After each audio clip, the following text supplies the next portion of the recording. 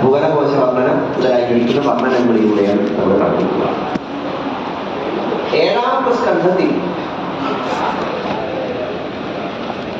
വംശാചരിതം എന്ന ലക്ഷണമാണ് എന്ന് പറഞ്ഞു. അതിന്റെ തുടർച്ചയായിട്ടാണ് സതീദേവിയുടെ കഥ പറയുന്നത്. അത് ദക്ഷവംശാദി കീർത്തനത്തെ ഒന്ന് വിസ്തരിച്ചതാണ്. സതീ ശങ്കര വിവാഹവും ദക്ഷയാഗവും അത് വർണ്ണിച്ചുകൊണ്ട് ഹിമവാന്റെ പുത്രിയായി പാർവതിയായി സതീദേവി ജനിച്ചു എന്നിടത്ത് സപ്തമസ്കന്ധം അവസാനിക്കും.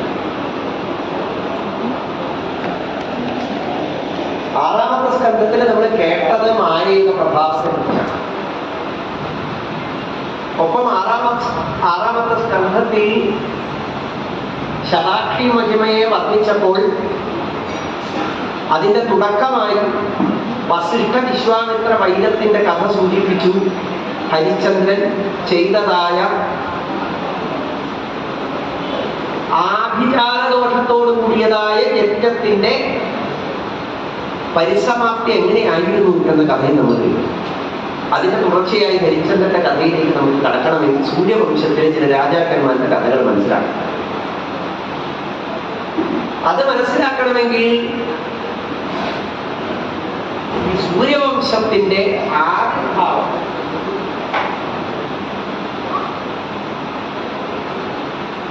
അതിലെ പ്രധാനപ്പെട്ടതായ രാജാക്കന്മാരെ എങ്ങനെയൊക്കെയാണ്, ഏതൊക്കെ ഉപാസനകളിലൂടെയാണ് അവരുടെ ധർമ്മങ്ങളെ വേണ്ടതുപോലെ അനുസരിച്ചത് എന്ന കഥയും കേൾക്കണം. അപ്പൊ ദേവീഭക്തരായ രാജാക്കന്മാരുടെ ചരിത്രങ്ങൾ എടുത്ത് പ്രത്യേകം പറയുകയാണ് വംശാനുചരിതം. തുടക്കം സൂക്ഷ്മ സമുദ്രത്തിന്റെ മധ്യത്തിൽ താമര വിരിയുന്നതോടെയാണ്. സൃഷ്ടിയാണ്. മഹാവിഷ്ണുവിന്റെ നാഭീകമലത്തിൽ നിന്നും സാക്ഷാൽ ബ്രഹ്മാവ് ആവിർഭവിച്ചു.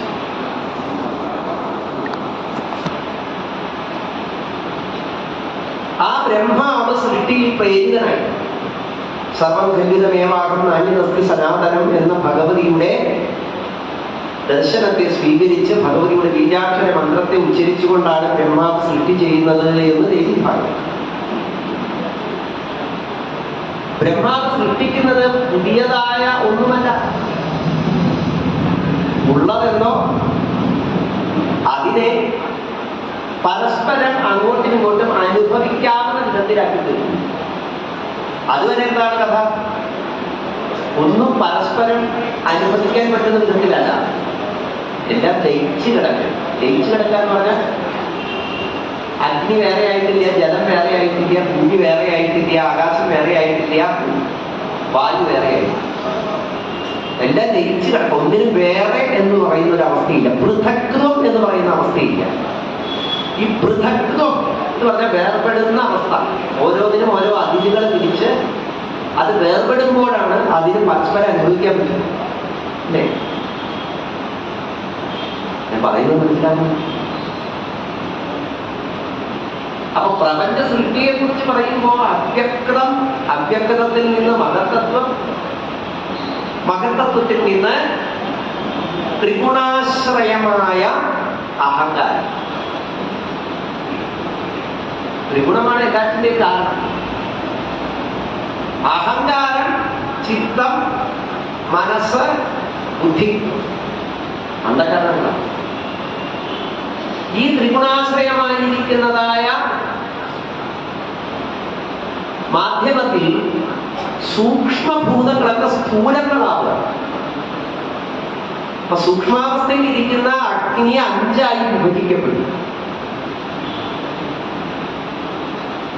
ജലം 5 വിഭജിക്കപ്പെട്ടു, ആകാശം 5 വിഭജിക്കപ്പെട്ടു, ഭൂമി 5 വിഭജിക്കപ്പെട്ടു, വായു 5.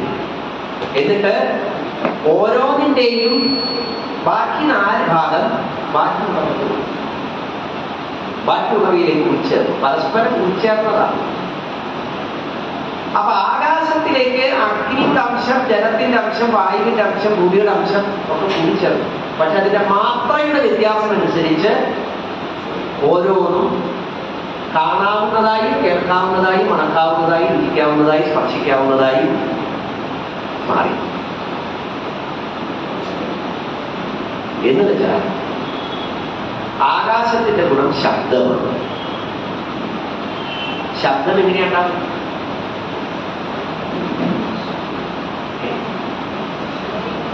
ശബ്ദം എങ്ങനെയുണ്ടാകും? വൈബ്രേഷൻ അല്ലേ ശബ്ദം.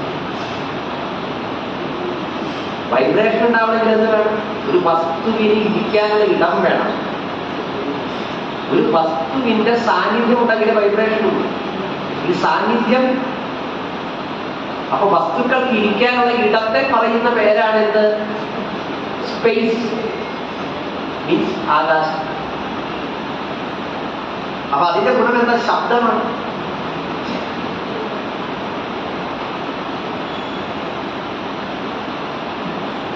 ജലത്തിന്റെ ഗുണം രസമാണ്. നമ്മളൊരു മിഠായി കഴിക്കുമ്പോൾ മിഠായിയുടെ മധുരം നമുക്ക് എങ്ങനെയാണ് കിട്ടുന്നത്? നാവിൽ ഉമിനീരുണ്ടാവുക. അല്ലെ? ജലത്തിന്റെ സാന്നിധ്യം ഉണ്ടെങ്കിലേ രസത്തെ അറിയാൻ സാധിക്കും. സ്പർശം വായുവിന്റെ സാന്നിധ്യം കൊണ്ടാണ്. നമ്മുടെ ശരീരത്തിന്റെ സൂക്ഷ്മ ദ്വാരങ്ങളിലൂടെ ആ വായുവിന്റെ സാന്നിധ്യം വരുമ്പോഴാണ് നമുക്ക് ചൂട്, തണുപ്പ്, പാലുഷ്യം, മിനുമിനുപ്പ് ഇതൊക്കെ അനുഭവിക്കുന്നത്. ഇപ്പൊ വായുവിന്റെ ഗുണം സ്പർശം. അഗ്നിയുടെ ഗുണം രൂപമാണ്. അഗ്നിതത്വം ഉള്ളത് കൊണ്ടാണ് രൂപത്തെ കാണാൻ സാധിക്കും. രൂപം എന്ന് പറഞ്ഞാൽ എന്താ? മാതൃകകൾ എന്ത്, ചതുരം, വൃത്തം എന്നൊക്കെയുള്ള ബോധം പോലും നമുക്ക് ഉണ്ടാകുന്നത് അഗ്നിയുടെ സാന്നിധ്യമാണ്. ഗന്ധഗുണം ഭൂമിയുടെ സാന്നിധ്യം കൊണ്ടാണ്. ആകാശം ശബ്ദഗുണത്തോട് കൂടിയത്, ജലം ശബ്ദഗുണവും രസഗുണവും, അഗ്നിഗുണവും സ്പർശഗുണം അതായത് വായുവിന്റെ ഗുണവും കൂടിച്ചാണ്. പക്ഷെ ജലത്തിൽ ഏറ്റവും കൂടി നിൽക്കുന്നത് എന്താ? രസഗുണവും സ്പർശഗുണവും രൂപഗുണവും. ഗന്ധഗുണം അത് പോകുന്ന ഇടങ്ങൾക്ക് അനുസരിച്ച് വ്യത്യാസം. അഗ്നിയിൽ എന്തൊക്കെ ഗുണമുണ്ട്? അഗ്നിയെ കാണാൻ പറ്റും, സ്പർശിക്കാൻ പറ്റും. ആ അഗ്നി ഉണ്ടാകുന്ന മാധ്യമം ഏതാണോ അതിനനുസരിച്ച് അത് ഗന്ധഗുണം ഉണ്ടാവും. അഗ്നിയിൽ ഗന്ധഗുണം നിത്യമല്ല. നിത്യഗുണം ഏതാ? രൂപഗുണവും സ്പർശഗുണവുമാണ്. അപ്പൊ വായുവിന്റെ സാന്നിധ്യം ഇല്ലാതെ അഗ്നി ഉണ്ടാകുന്നില്ല. ഓക്സിജൻ വേണ്ടേ? അല്ലാതെ അഗ്നി യോജിക്കില്ലല്ലോ. ഭൂമി ഗന്ധഗുണമാണ് എന്ന് പറയുന്നു. പക്ഷെ ഭൂമിയിലെ എല്ലാ ഗുണങ്ങളും വ്യക്തമാണ്. ശബ്ദം, സ്പർശം, രൂപം, രസം. അങ്ങനെ 5 ഗുണങ്ങളും വ്യക്തമായി അനുഭവിക്കുന്നതെന്നോ അതാണ് പ്രപഞ്ചം. പ്രകൃതിയാണ് പഞ്ചീകൃതമായത്. അങ്ങനെയുള്ള പ്രപഞ്ചം ഉണ്ടായി എന്നാണ് തത്വം. അപ്പൊ ഈ പ്രപഞ്ചം എവിടെയായിരുന്നു? ഇവിടെ തന്നെയുണ്ട്. അപ്പൊ പ്രപഞ്ചം സൃഷ്ടിക്കുകയല്ല. ഭാരതീയ ദർശനം അനുസരിച്ച് ഈ പ്രപഞ്ചത്തെ ഈശ്വരൻ സൃഷ്ടിച്ചു എന്നല്ല യഥാർത്ഥത്തിൽ പുരാണങ്ങളും ഉപനിഷത്തുകളും പറയുന്നത്. പിന്നെ എന്താ പറയുന്നത്? ഈശ്വരൻ സ്വയം പ്രപഞ്ചമായി, അവ്യക്തം വ്യക്തമായി.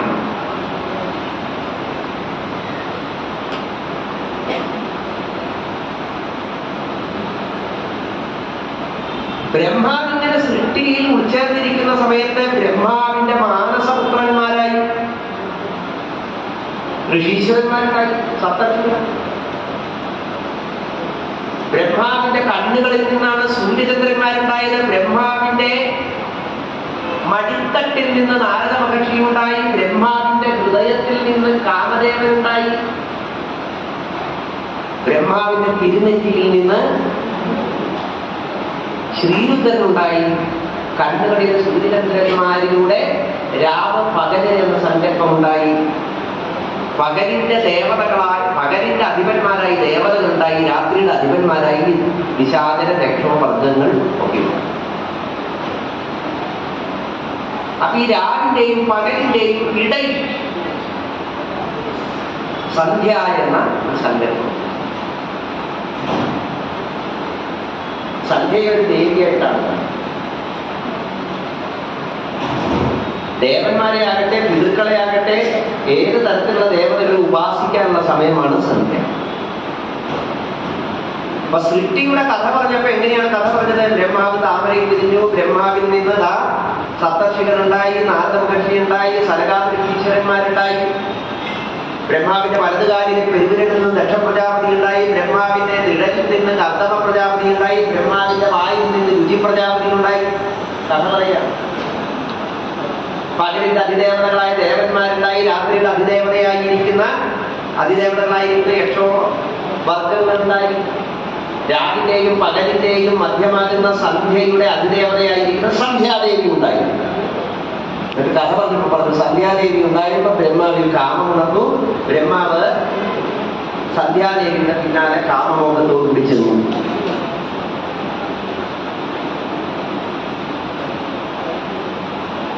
അപ്പോ പുരാണങ്ങളെ വ്യാഖ്യാനിക്കുന്ന ആൾക്കാരൊക്കെ പറഞ്ഞു കണ്ടില്ല, നിങ്ങളുടെ പുരാണം എങ്ങനെയാണ്? സൃഷ്ടിച്ച ആൾ തന്നെ സ്വന്തം സൃഷ്ടിയുടെ പിന്നാലെ കാമത്തോട് കൂടി ഓടിപ്പോയ കഥയാണ് പറയുന്നത്. കഥ ശരിക്കും കേൾക്കുമോ? രാവിന്റെയും പകലിന്റെയും മധ്യത്തിലുള്ള സന്ധ്യയുടെ സന്ധ്യ എന്ന് പറയുന്ന ആ ബിന്ദുവിന്റെ അതിദേവതയാണ് സന്ധ്യാദേവി. ആ സന്ധ്യാദേവി ഉണ്ടായി. അപ്പോൾ ബ്രഹ്മാവിന്റെ ഹൃദയത്തിലിരിക്കുന്ന കാമൻ, അതിന് തൊട്ട് മുമ്പുണ്ടായ ആളാണ് കാമൻ. ഈ കാമൻ ഉണർന്നു എന്നാണ് പറഞ്ഞത്. കാമൻ സൃഷ്ടിക്കുന്ന ഒരു ഭാഗമാണ്. അല്ലാതെ ബ്രഹ്മാവിന് കാമം തോന്നിയിട്ട് സന്ധ്യയുടെ പിന്നാലെ പോയി എന്ന് നമ്മുടെ ലൗകികമായിരിക്കുന്ന മനുഷ്യന്മാരെ ഏതെങ്കിലും തരത്തിൽ കാമത്തോടുകൂടി വിഷയത്തിന്റെ പിന്നാലെ പോകുന്നത് പോലെയുള്ള ഒരു കാര്യമല്ല അവിടെ വർദ്ധിച്ചത്. കഥ പറഞ്ഞപ്പോൾ ഇത് സൃഷ്ടിതത്വമാണെന്ന് മനസ്സിലായിക്കാം. അപ്പൊ ശ്രീരുദ്രൻ പ്രത്യക്ഷപ്പെട്ട് ബ്രഹ്മാവിനെ ശകാരിച്ചു എന്നും തലപുള്ളിയെടുത്തു എന്നും ഒക്കെ വേറെ കഥയുണ്ട്. എന്ന് വെച്ചാൽ എന്താ അർത്ഥം? കാമൻ ഉണ്ടായതിനു ശേഷം ഉണ്ടായതാരാ? തിരുനെറ്റിയിൽ നിന്ന് കോപമാണ്, രുദ്രനാണ്. കോപത്തിന്റെ അതിദേവതയായ രുദ്രനാണ്. ഇതൊക്കെ അതിദേവതകളാണ്. കഥ അവിടെ കഴിഞ്ഞില്ല. സന്ധ്യ എന്ത് ചെയ്തു? അതറിയണമെങ്കിൽ ശിവപുരാണത്തിലേക്ക് പോകണം. വളരെ പ്രസക്തമാണത്. സന്ധ്യാദേവി നേരെ പോയി സാക്ഷാൽ ശ്രീ പരമേശ്വരനെ തപസ് ചെയ്തു. പരമേശ്വരൻ പ്രത്യക്ഷപ്പെട്ടു. അപ്പൊ സന്ധ്യാദേവി പറഞ്ഞത്, എന്നിൽ ഒരിക്കലും കാമവും കോപവും ബാധിക്കരുത്. ആരൊക്കെ ബാധിക്കരുത്? കാമം, കോപം. കാരണം സന്ധ്യയുടെ സഹോദരന്മാർ തന്നെയാണ്. നമ്മുടെ ലൗകികമായ ബന്ധമനുസരിച്ച് അതുണ്ടായ ക്രമത്തിൽ കോപത്തിന്റെയും കാമത്തിന്റെയും സ്പർശം എന്നിൽ ഉണ്ടാവരുത് എന്നാണ് സന്ധ്യ പറഞ്ഞത്. അപ്പൊ പറഞ്ഞൊരു കാര്യം ചെയ്യൂ, ഹേ സന്ധ്യ, ഈ അംശം കൊണ്ട് ഭൂമി ഈ തത്വത്തെ ലോകത്തിന് ബോധിപ്പിച്ചു കൊടുക്കാൻ അവതരിക്കണം. അതിനായി ഒരു അംശം കൊണ്ട് നീ ചന്ദ്രഭാഗ നദി കടന്ന് അപ്പുറത്തേക്ക് പോവുക. അവിടെ മേധാതിഥി എന്ന ഋഷീശ്വരൻ താമസിക്കുന്നുണ്ട്. അദ്ദേഹം യജ്ഞം ചെയ്യുന്നുണ്ട്. അദ്ദേഹത്തിന്റെ യാഗശാലയിൽ അഗ്നിയിൽ നിന്ന് ജനിക്കുക. അദ്ദേഹത്തിന്റെ മകളായി നിനക്ക് യോഗ്യനായ ഒരുവൻ നിന്നെ തേടി വരും. അന്ന് നിന്റെ വിവാഹം കഴിക്കും. നിന്നിലൂടെ ഈ ലോകത്ത് ഈ ഉപാസനയുടെ മഹത്വം വേണ്ടതുപോലെ പ്രചരിക്കും എന്ന അനുഗ്രഹവും. നിങ്ങൾ വല്ലതും കേൾക്കുന്നു?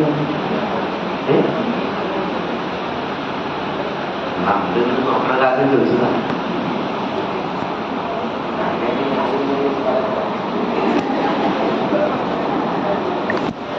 ഞാൻ നിങ്ങളെ നോക്കിയല്ലേ കഥ പറയും, അല്ലേ? അപ്പൊ നിങ്ങൾ എന്നെ നോക്കണം. നാം വലിയ കൊള്ളൊന്നുമില്ല. ഇങ്ങനെ നോക്കിയിരിക്കാൻ കൊള്ളാവുന്ന എനിക്ക് തന്നെ തോന്നിയിട്ടുണ്ട്. എങ്ങനെ എന്നെ നോക്കിയ ആളുകൾ ഇത്ര ചെയ്യുന്നേ?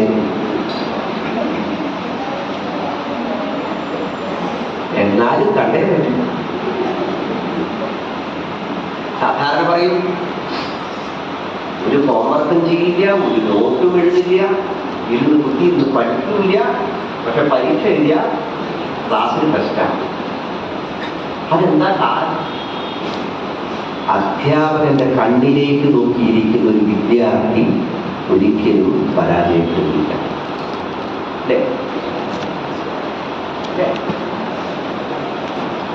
അതാണ് സഹനാവതു സഹനോ ഭുനക്തു സഹവീര്യം കരമാവകൈ തേജസ്സിനാവധീതവസ്തുമാ വിദുഷാവകൈ എന്ന പ്രാർത്ഥനയോടുകൂടി ഉപനിഷത്ത് ആരംഭിക്കുന്നു.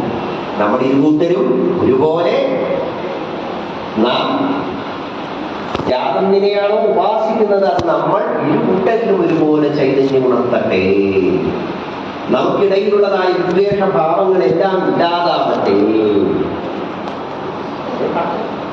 നമ്മളെ ഒരുപോലെ നാം ഉപാസിക്കുന്ന ഈ ജ്ഞാനം പരിരക്ഷിക്കട്ടെ. നമ്മൾ അങ്ങനെയല്ലേ. സന്ധ്യാദേവി അംശം കൊണ്ട് അങ്ങനെ ചന്ദ്രഭാഗ നദി കടന്ന് അഗ്നിയിൽ പ്രവേശിച്ചു. മേധാതിഥിയുടെ അഗ്നിയിൽ പ്രവേശിച്ചതായ ആ സന്ധ്യാദേവി അഗ്നിയിൽ നിന്നൊരു പെൺകുഞ്ഞായി ജനിച്ചു. മേധാതിഥി അവളെ എടുത്തു വളർത്തി. അവളുടെ പേരാണ് അരുന്ധതി. മേധാതിഥിയുടെ ആശ്രമത്തിലേക്ക് ബ്രഹ്മാവിന്റെ നിർദ്ദേശപ്രകാരം വന്നു ചേർന്നു വസിഷ്ഠ മഹർഷി. വിധിപ്രകാരം അരുന്ധതിയെ മേധാതിഥി വസിഷ്ഠ മഹർഷിക്ക് വിവാഹം ചെയ്തു. വസിഷ്ഠ മഹർഷിയും അരുന്ധതിയും ഇല്ലാതെ പുരാണങ്ങളില്ല, ഇതിഹാസം, ഗൃഹസ്ഥധർമ്മവുമില്ല. ബ്രാഹ്മണ വിവാഹം കഴിഞ്ഞാൽ വരൻ വധുവിനെ മുറ്റത്ത് കൊണ്ടുപോയി ആകാശത്തിലേക്ക് ചൂണ്ടിക്കാണിച്ചു കൊടുക്കും. ഒരു നക്ഷത്രമുണ്ട്, അങ്ങനെ ഒരു ചടങ്ങുണ്ട്. ആ ചടങ്ങ് അരുന്ധതി നക്ഷത്രത്തെ കാണിച്ചു കൊടുക്കലാണ്. എന്താണ് അരുന്ധതിക്ക് ഇത്ര പ്രത്യേകത? അരുന്ധതിക്ക് മാത്രമല്ല അവിടെ, അരുന്ധതി മാത്രമല്ല ഉള്ളത്, വസിഷ്ഠൻ മാത്രമല്ല ഉള്ളത്. വസിഷ്ഠൻ, കുലകൻ, കുടത്യൻ, ക്രതു, അങ്കിരസ്, അഗസ്ത്യൻ മുതലായി 7 ഋഷീശ്വരന്മാരും അവരുടെ പത്നിമാരും അവരൊക്കെ ഗൃഹസ്ഥന്മാരാണ്. പുരാണത്തിൽ എവിടെയും നിങ്ങൾ കല്യാണം കഴിക്കാത്ത മഹർഷിമാരെ കാണാൻ പറ്റില്ല. ആകെയുള്ളത് സനകാദികളാണ്. അവരഞ്ച് കുമാരന്മാരാണ്, എപ്പോഴും കുമാരന്മാരാണ്. കുമാരത്വം കഴിഞ്ഞാലല്ലേ കല്യാണം കഴിക്കേണ്ട കാര്യമുള്ളൂ. വേറെ ആരാ കല്യാണം കഴിക്കുന്നത്? നാരദ മഹർഷി വരെ കല്യാണം കഴിച്ച് 12 കുട്ടികളും ഉണ്ടായില്ലേ? നമ്മൾ കണ്ടതാണ്.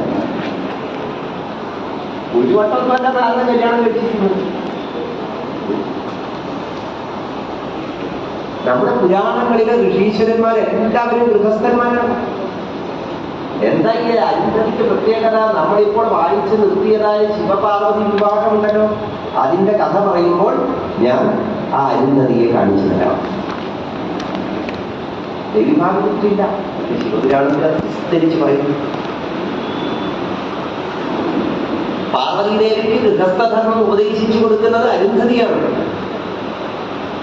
വിവാഹം കഴിഞ്ഞാൽ ഒരു ഭർത്തൃ ഗൃഹത്തിൽ ചെന്ന് എന്തൊക്കെ ധർമ്മങ്ങൾ അനുഷ്ഠിക്കണം എന്ന് വ്യക്തമായി, സ്ത്രീയുടെ ധർമ്മം എന്ത് എന്ന് വ്യക്തമായി പഠിപ്പിച്ചു കൊടുക്കുന്നു. രാമായണം എടുത്ത രാമനോടൊപ്പം കാട്ടിലേക്ക് ഇറങ്ങി പുറപ്പെട്ട സീത കാട്ടിലൂടെ സഞ്ചരിക്കുന്ന സമയത്ത് അത്രി മഹർഷിയുടെ ആശ്രമത്തിലെത്തുമ്പോൾ അവിടെ വെച്ച് അത്രി മഹർഷിയുടെ ധർമ്മപത്നിയായ അനസൂയ സീതാദേവിക്ക് ധർമ്മങ്ങൾ ഉപദേശിച്ചു കൊടുക്കുന്നുണ്ട്. പാതിവ്രത്യ ധർമ്മം. അഗസ്ത്യ മഹർഷിയുടെ ആശ്രമത്തിലെത്തുമ്പോൾ അഗസ്ത്യ മഹർഷിയുടെ ധർമ്മപത്നിയായ ലോപാമുദ്ര സീതാദേവിക്ക്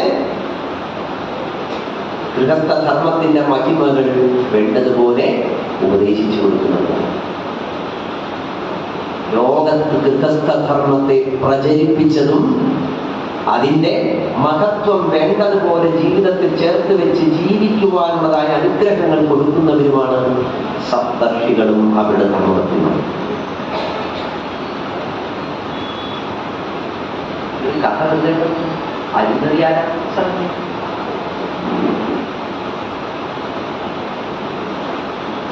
സന്ധ്യക്ക് എന്ത് ചെയ്യണം? സന്ധ്യക്ക് വിളക്ക് കൊടുത്താറുള്ളവരൊന്ന് കൈമുകൾ. ഇനി മേലാക്കം കൊടുത്തത് ഞാൻ പറഞ്ഞതല്ല, കാരണന്മാര് പറഞ്ഞ സന്ധ്യക്ക് വിളക്ക് കൊടുത്തരുത്, അച്ഛനും അമ്മയ്ക്കും ചെലവിന് കൊടുത്തരുത്. ഇത് കാരണന്മാര് പറഞ്ഞിട്ടുള്ള വാക്കാണ്, മുതുമൊഴിയാണ്. സന്ധ്യക്ക് മുമ്പ് വിളക്ക് കൊടുക്കണം, അച്ഛനും അമ്മയ്ക്കും ചെലവിന് കൊടുക്കല്ല, അവരുടെ അരികത്തിരുന്ന് സമയം കിട്ടുമ്പോഴൊക്കെ അവരെ ശുശ്രൂഷിക്കണം, അവരെ സന്തോഷിപ്പിക്കണം എന്നാണ് പറഞ്ഞത്. മാസാമാസം കുറെ കാശ് അമ്മേ അത് വാങ്ങിച്ചോ ഇത് വാങ്ങിച്ചോ എന്ന് പറഞ്ഞാൽ പോരാ. ഗുരുവായൂർ കൊണ്ടുപോയിട്ട് ഫ്ലാറ്റൊക്കെ എടുത്തു കൊടുത്തിട്ട് കാര്യം ചെയ്യാം. മക്കൾ അരികത്ത് ഉണ്ടാവണം, എപ്പോഴെങ്കിലും ഒന്നും ആഗ്രഹിക്കുമ്പോൾ അരികത്ത് ഉണ്ടാവൽ തന്നെയാണ് അച്ഛനമ്മമാർക്ക് കൊടുക്കുന്ന ഏറ്റവും വലിയ സമ്മാനം അല്ലേ?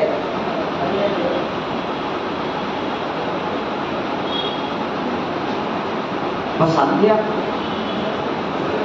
മൈഥുനം, ആഹാരം, നീഹാരം, നിദ്ര, ഈ 4 കാര്യങ്ങൾ സന്ധ്യയിൽ പാടില്ല എന്നാണ്. കാരണം എന്താ? സന്ധ്യാദേവി വരം നേടിയതാ ഈ സമയം. സൂര്യൻ അസ്തമിച്ചു, ചന്ദ്രൻ ഉദിച്ചിട്ടുമില്ല, ആ സന്ധ്യ, അതാണ് സന്ധ്യാദേവി, അധിഷ്ഠാതൃദേവിയായിട്ടുള്ള സന്ധ്യാദേവിയെ ഉപാസിക്കേണ്ട സമയം. ആ സമയം ഈശ്വര്യമായ ഉപാസനകൾക്കുള്ളതാണ്. അപ്പൊ എന്ത് വേണം? അതിനു മുമ്പേ വിളക്ക് തെളിയണം, മനസ്സിലും ഗൃഹത്തിലും. ഗോധൂളിയാമം എന്നാണ് പറയുക അതിന്. എന്നുവെച്ചാൽ പഴയ കാലത്തെ പശുക്കളെ ഒന്നും കെട്ടിയിടലില്ലോ, കാട്ടിലേക്ക് പോവല്ലേ. അവകളൊക്കെ തിരിച്ചു വരുമ്പോ അവരുടെ കുളപ്പടി കൊണ്ട് പൊടിപടലങ്ങൾ ആകാശത്തിലേക്ക് ഉയരുന്ന സമയം എന്നാണ് ഗോധൂളിയാമം എന്നുള്ളതിന്റെ അർത്ഥം. പണ്ട് ചുമലിലെ ക്ലോക്കൊന്നും അല്ലല്ലോ നോക്കിയിരുന്നത്, കയ്യിലെ വാച്ച്. പ്രകൃതിയല്ലേ അന്നത്തെ ആളുകളുടെ സമയത്തെ അറിയാനുള്ളതായ അടയാളം. ആകാശത്തിലേക്ക് നോക്കിക്കഴിഞ്ഞാൽ കാലാവസ്ഥ പ്രവചിച്ചിരുന്നു പഴയ കാലത്താണ്.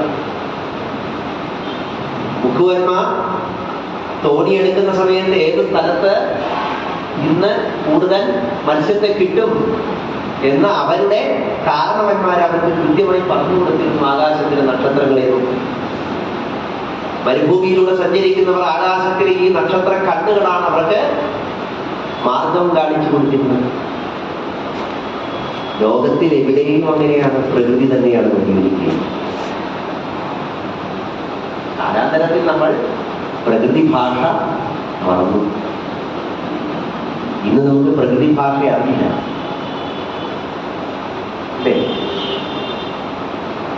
പണ്ടൊക്കെ ഇല്ലത്ത് രാത്രിയാകുമ്പോ മുത്തശ്ശി പറയും, ദേവകി കരയുമോ, ഇതൊന്നും കൊടുത്തില്ലേ ദേവകിക്ക്. പുറമേക്ക് തത്വം വിചാരിക്കുക അകത്ത് വല്ല ദേവകി കിടക്കുന്നു. തൊഴുത്തിലെ പശുവിന്റെ കാര്യം പറയണത്.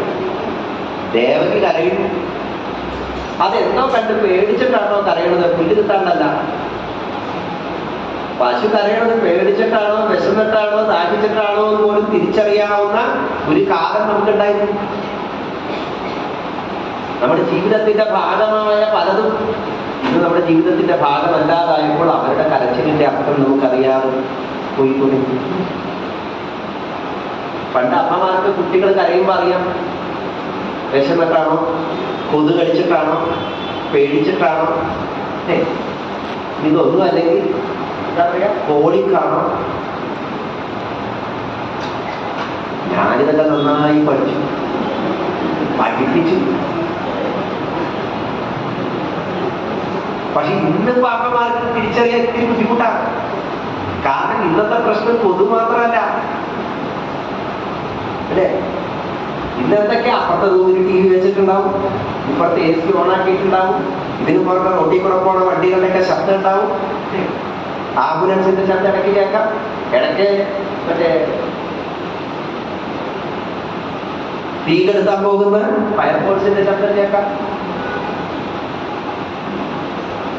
ഇതൊന്നും പോരാതെ പഴയ കാലത്തൊക്കെ സന്ധ്യയാകുമ്പോഴേക്കും വീടുകളിൽ ഇരുട്ട് നിറഞ്ഞിരുന്നു, വിളക്കിന്റെ വെളിച്ചമായിരുന്നു. ഇന്നോ സന്ധ്യയായാൽ വീടുകൾക്കുള്ളിൽ വെളിച്ചം നിറഞ്ഞു. വീടുകൾക്കുള്ളിലും നഗരത്തിലും വെളിച്ചമാണ്. സൂര്യൻ അസ്തമിക്കുന്നേയില്ല. ശരീരത്തിന് ഇപ്പൊ രാത്രി ഏതാ പകലേതാന്ന് തിരിച്ചറിയാൻ കഴിയാതായി തുടങ്ങി. ശരീരത്തിന് അറിയില്ല. അതുകൊണ്ടാണ് രാത്രി കിടന്ന് തുറക്കാൻ പറ്റില്ല ചിലർ പരാതി പറയുന്നില്ല. അതിന്റെ കാരണം എന്താ? നിങ്ങളൊരു 10 ദിവസം ഡേറ്റ് കിടത്തി ഇരുട്ടത്തെ 10 മണിക്ക് കടന്നു നോക്കും. 11ാമത്തെ ദിവസം നിങ്ങൾ സുഖമായി കിടക്കും. ഒരു ഉറക്കുകൂടിയുടെ ആവശ്യമില്ല. ശരീരത്തിന് ഇരുട്ട് നിറഞ്ഞാലേ ശരീരം ഉറക്കത്തിലേക്ക് വഴുതി വിടുകയും.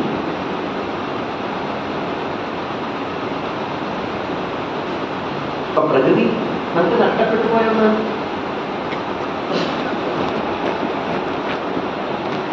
അപ്പൊ പ്രപഞ്ച സൃഷ്ടിയുടെ ഈ ക്രമത്തെ കുറിച്ച് പറയുന്ന കഥയിൽ ഇതൊക്കെ തത്വങ്ങളാണ്.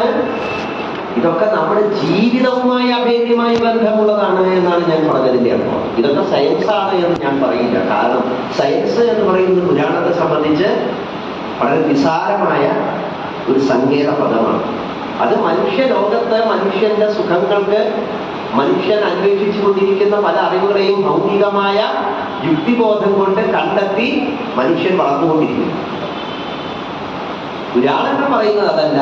എന്തൊക്കെ ലോകം വളർന്നാലും ഏതൊക്കെ തരത്തിലുള്ള യന്ത്രങ്ങൾ ലോകത്തെ ഭരിച്ചാലും മനുഷ്യൻ എന്ന് പറയുന്ന അവസ്ഥയെ നിലനിർത്തുന്ന ചില കാര്യങ്ങളുണ്ട്. അത് സ്നേഹം, ദയ, വാത്സല്യം, കോപം, മതം, മാത്സല്യം, ഇങ്ങനെയൊക്കെയുള്ളതായ മനുഷ്യനെ മനുഷ്യനാക്കി നിലനിർത്തുന്നതായ മനുഷ്യൻ എന്ന അത്ഭുതത്തെ എങ്ങനെയാണ് ലോകോപകാരപ്രദമാക്കി തീർക്കേണ്ടത് എന്ന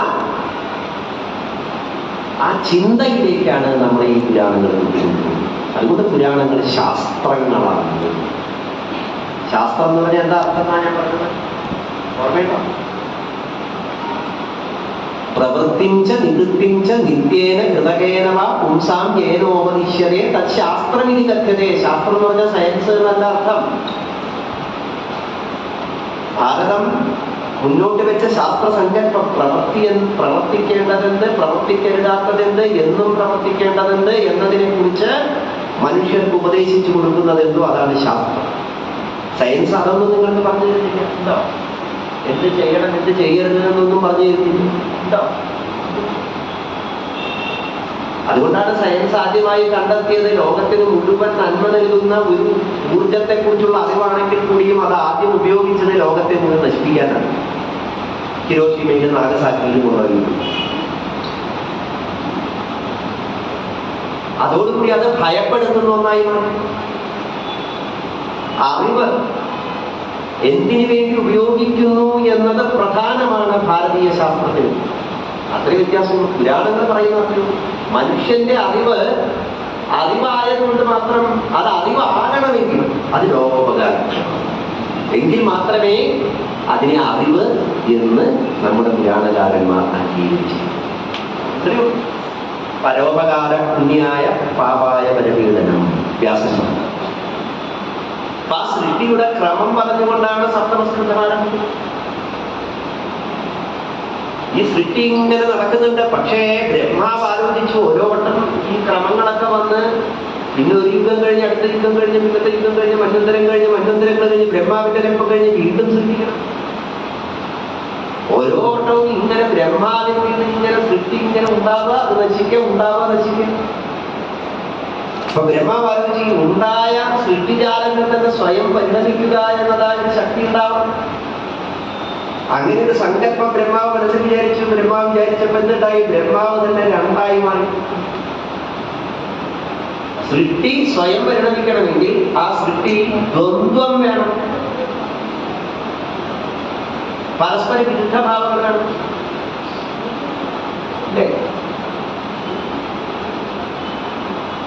അപ്പൊ ബ്രഹ്മാവിന്റെ ശരീരം രണ്ടായി പകുക്കപ്പെട്ടു. ഒരു ഭാഗം സ്ത്രീയായി, ഒരു ഭാഗം പുരുഷനായി.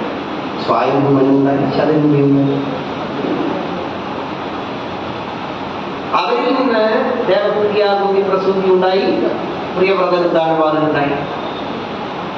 അതിൽ പ്രസൂതിയെ ബ്രഹ്മാവിന്റെ വലതുകാലിലെ പെരുവിരലിൽ നിന്ന് ഉണ്ടായതായ പ്രജാപതിയായി ദക്ഷ പ്രജാപതി വിവാഹം കഴിച്ചു. ദേവപുത്രിയെ ബ്രഹ്മാവിന്റെ നിഴലിൽ നിന്നുണ്ടായ കർദമ പ്രജാപതി വിവാഹം കഴിച്ചു.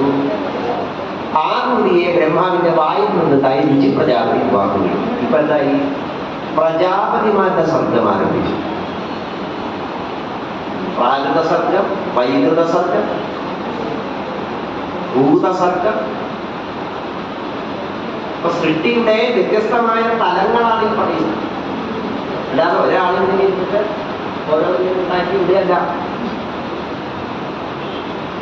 അങ്ങനെയൊക്കെയുള്ള ഭാവന കൊണ്ടാണ് യുക്തിവാദികൾ ഇതിനെയൊക്കെ വിമർശിക്കുന്നത്. ഇനി ഇതിൻ്റെതായിരിക്കുന്ന സങ്കേത പദങ്ങളുണ്ട്, വ്യാഖ്യാനങ്ങളുണ്ട്. അത് അതിനെ ആ രീതിയിൽ തന്നെ കണ്ട് മനസ്സിലാക്കി ഉൾക്കൊണ്ട് കഴിഞ്ഞാൽ ഈ പ്രപഞ്ചത്തിന്റെ സൃഷ്ടിയെക്കുറിച്ച് പറയുന്ന ഈ സർഗകൽപ്പനകൾ, പുരാണങ്ങളിലും ഇതിഹാസങ്ങളിലും ഒക്കെ പറയുന്ന സർഗകൽപ്പനകൾ എത്രയോ യുക്തിഭദ്രമാണ് മനസ്സിലാക്കാം.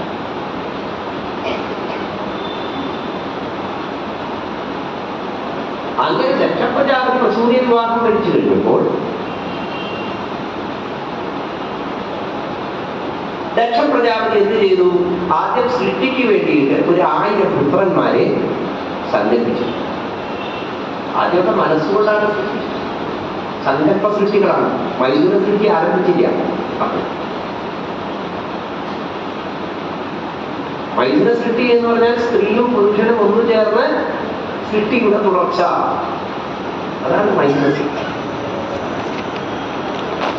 അപ്പൊ ദക്ഷപ്രജാപതി 1000 പുത്രന്മാരെ സൃഷ്ടിച്ചു. അവരാണ് ഹൈര്യശ്വന്മാർ. അവർ ചോദിച്ചു, എന്താ നിങ്ങൾ ചെയ്യണം? ദക്ഷപ്രജാപതി, നിങ്ങൾ എന്നെ സൃഷ്ടിയിൽ സഹായിക്കും. ഞാൻ എന്റെ അച്ഛനെ സൃഷ്ടിയിൽ സഹായിക്കുകയാണ്, നിങ്ങൾ എന്നെ സൃഷ്ടിയിൽ സഹായിക്കും. അപ്പൊ ഈ ഹൈര്യശ്വന്മാരെ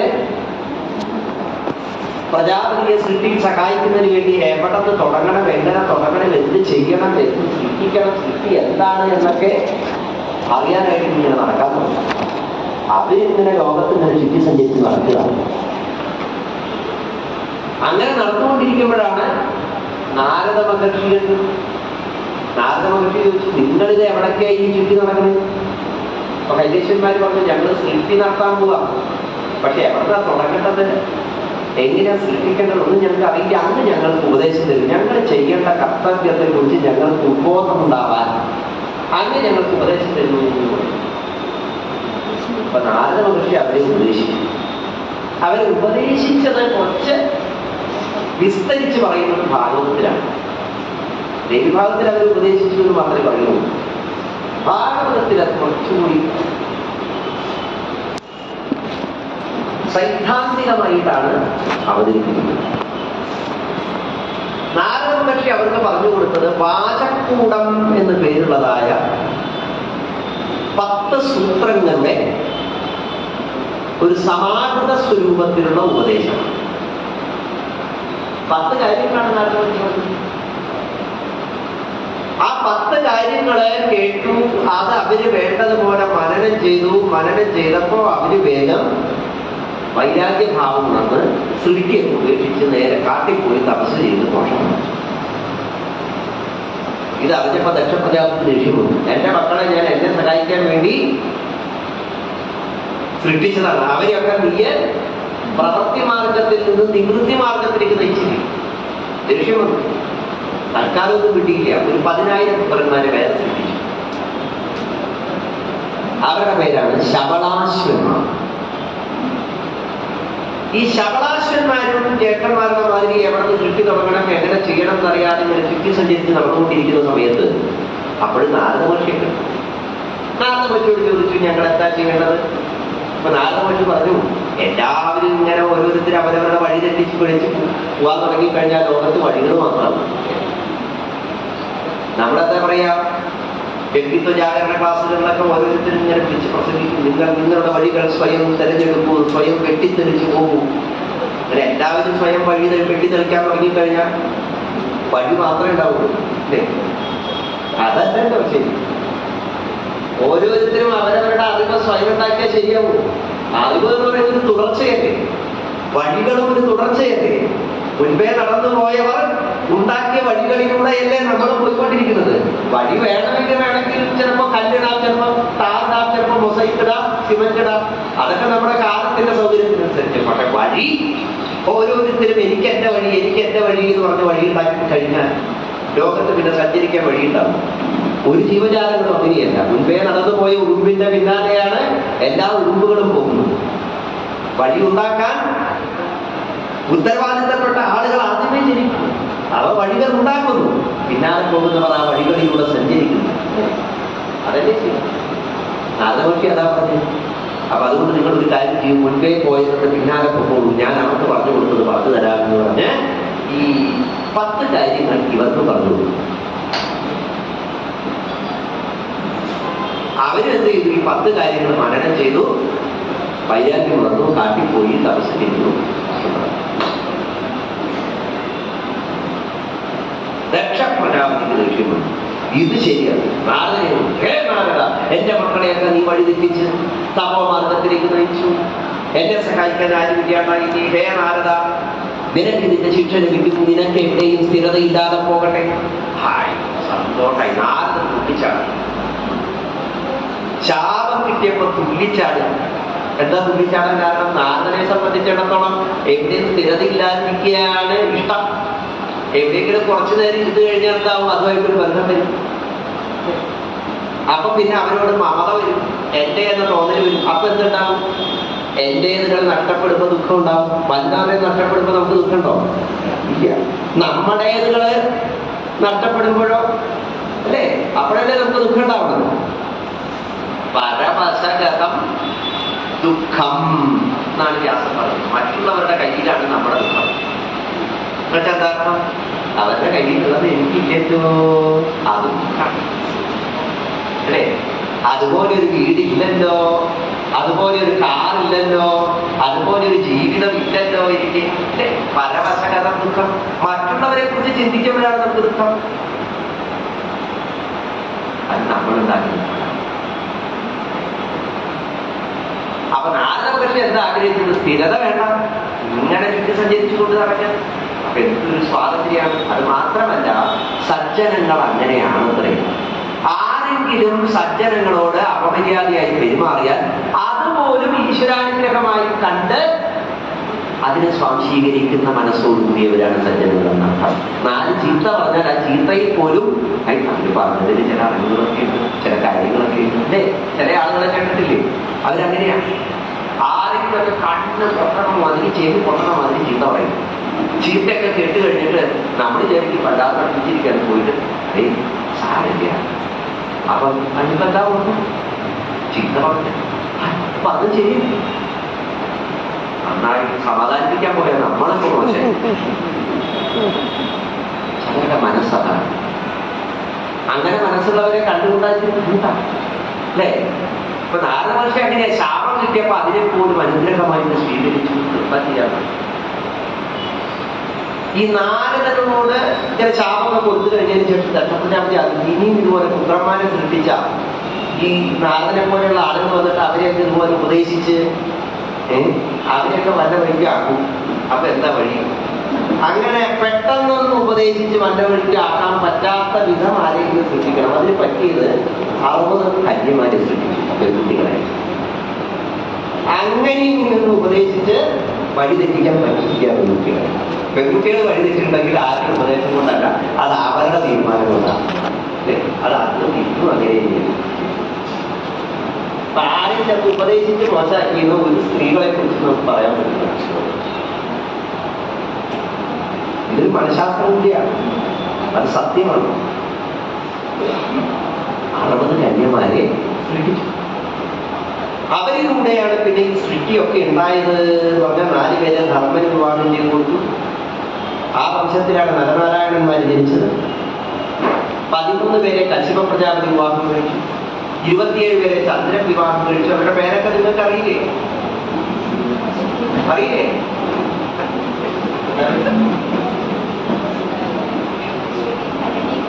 അറിയാവുന്നവരൊന്ന് കൈകൊള്ളണം, അറിയാത്തവരൊന്ന് കൈകൊള്ളണം. നമ്മളും കൈകൊട്ടി. അറിയാത്തവരൊന്ന് കൈകൊള്ളണം. കുറച്ചു പേരോ ബാക്കിയുള്ളവർക്കൊക്കെ അറിയാം. എന്താ 27?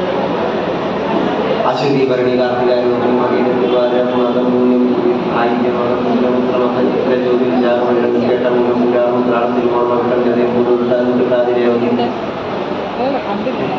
അറിയാത്തവർക്ക് പറഞ്ഞു തന്നതാ. പിന്നെ 13 പേര് തിഥി, അതിഥി, ധനു, ദ്രുഹ്യു, കദ്രു, വിനത, വിശ്വാജി ഇവരായിരിക്കുന്ന 13. അവരിലൂടെയാണ് പക്ഷി മൃഗ ജാലങ്ങളൊക്കെ ഉണ്ടായി, മനുഷ്യരുണ്ടായി. ഇങ്ങനെയാണ് അങ്ങനെ പ്രപഞ്ച സൃഷ്ടി വികസിച്ചു. ആ വികാസത്തിലാണ് സാക്ഷാൽ ശ്രാദ്ധദേവനിൽ നിന്ന് സൂര്യവംശത്തിന്റെ ആവിർഭാവം ഉണ്ടാകുന്നത്. സൂര്യന്റെ മക്കളായിരിക്കുന്ന യമൻ, വിവസ്വാൻ, വൈവസ്വതമനു, സാമഭിമനു. അപ്പൊ ഈ വംശപരമ്പരയിൽ ശ്രാദ്ധദേവന്റെ വംശപരമ്പരയാണ് സൂര്യവംശ പരമ്പരയായി ഈ യുഗത്തിൽ, ഈ മന്വന്തരത്തിൽ, 6ാമത്തെ 7ാമത്തെ മന്വന്തരത്തിൽ അറിയപ്പെടും. അവരുടെ വംശപരമ്പരയാണ് അറിയാം.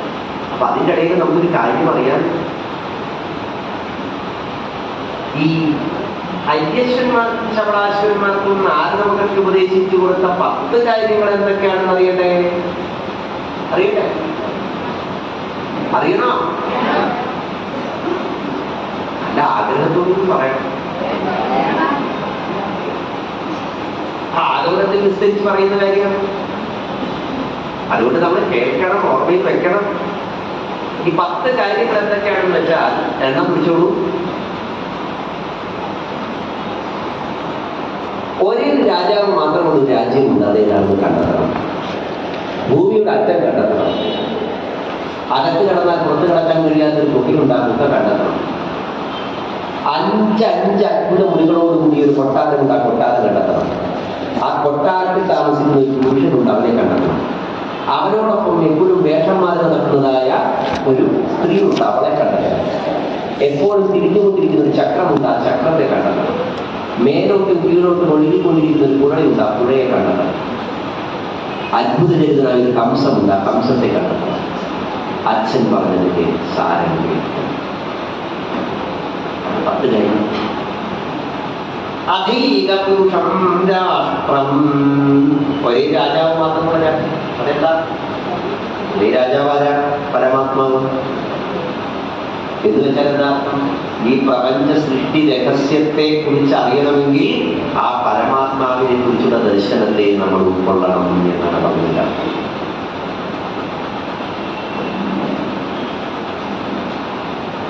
ഈ 10 കാര്യങ്ങളുടെ മനനം, അതിന്റെ വ്യാഖ്യാനം, അതിന്റെ അർത്ഥം അതെന്താണെന്ന് അറിയണ്ടേ?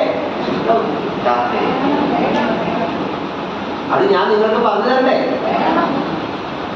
അതറിയായിരുന്നു കഴിഞ്ഞാൽ എനിക്കെപ്പോഴും മോശം കിട്ടിയ. അത് മരണം ചെയ്തപ്പോഴല്ലേ ഹൈരേശ്വരന്മാർക്ക് ചവളാശ്വരന്മാർക്ക് മോശം കിട്ടിയത് അല്ലേ? അപ്പൊ പിന്നെ അതിന്റെ അർത്ഥം അത് തന്നെയാണോ എനിക്കറിയില്ല. പക്ഷെ ഞാനിങ്ങനെ പുരാണത്തോട് തുടങ്ങി ഇങ്ങനെ ഈ നെരുടങ്ങപ്പെട്ട ക്ഷേത്രത്തിന്റെ ഈ സജ്ജനങ്ങളുടെ സംഗമസ്ഥാനത്ത് ഇങ്ങനെ അടുപ്പിച്ചപ്പോ നിങ്ങളതിന് കയറിയിരുന്നു. ഞാൻ ഇതുവരെ തുഴഞ്ഞപ്പോ കണ്ട കാഴ്ചകൾ ബാക്കിയുള്ളവർക്കൊക്കെ കാണിച്ചു കൊടുത്ത പോലെ നിൽക്കുന്നു. അതേ ഉള്ളൂ. ഇപ്പൊ പരമാത്മ ദർശനം പറയും അധൈക പുരുഷം രാഷ്ട്രം അദൃഷ്ടാന്തം ഭുവം. അറ്റമില്ലാത്തതായ പ്രപഞ്ചം,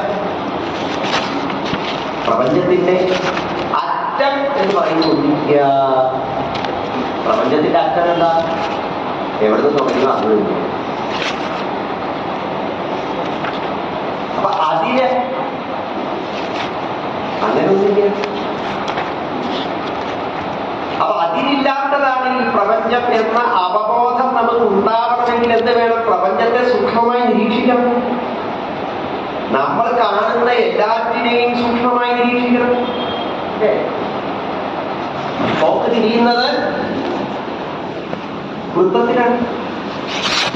തുടങ്ങിയെടുത്ത് തന്നെ തിരിച്ചു, വീണ്ടും തുടങ്ങുന്നു, വീണ്ടും തിരിച്ചു. പക്ഷെ എപ്പോഴാ തുടങ്ങിയേ? എപ്പോഴാ തുടങ്ങിയേ? ജ്യോതിഷവിധി പ്രകാരം 6:25 സൂര്യോദയം എന്ന് പറയും. അല്ലെങ്കിൽ 26 ചില ദിവസം, ചിലപ്പോൾ 30 ചില ദിവസം. ഡൽഹിയിൽ വേറെ സമയം, ബോംബെയിൽ വേറെ സമയം, കേരളത്തിൽ വേറെ സമയം, കേരളത്തിൽ തന്നെ തിരുവനന്തപുരത്ത് വേറെ സമയം, കാസർഗോഡ് വേറെ സമയം, തൃശ്ശൂർ വേറെ സമയം. കുറച്ചുകൂടി സൂക്ഷ്മമായി പോയാൽ അതിലും പിന്നെയും സമയ വ്യത്യാസപ്പെടുന്നു. എവിടുന്ന് തുടങ്ങി തിരിയാൻ?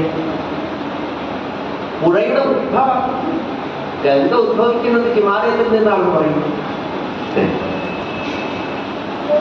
പക്ഷെ ഗംഗ ഒഴുകി ഒഴുകി ഒഴുകി ഒഴുകി സമുദ്രത്തിൽ ഇടുക്കിച്ചേർന്ന് സമുദ്രത്തിലെ ജലം നീരാവിയായി ആകാശത്തിൽ പോയി മഴ പെയ്തിട്ടല്ലേ പുഴ ഉണ്ടാവുന്നത്? പുഴ ഒഴുകി നിറഞ്ഞതാണോ സമുദ്രം? സമുദ്രം ആകാശത്തേക്ക് ഉയർന്ന് മേഘമായി മഴ പെയ്ത് ഉണ്ടായതാണോ പുഴ? കോഴിയാണോ ആദ്യം ഉണ്ടായത്, കോഴിമുട്ടയാണോ ആദ്യം ഉണ്ടായതെന്ന് ചോദിച്ച പോലെയാണ്. തുടക്കമെവിടെ? തുടക്കത്തെക്കുറിച്ചും ഒടുക്കത്തെക്കുറിച്ചും നമ്മൾ നിരീക്ഷിക്കേണ്ടത് നമ്മുടെ ചുറ്റും കാണുന്ന ഈ പ്രപഞ്ചത്തിൽ തന്നെ.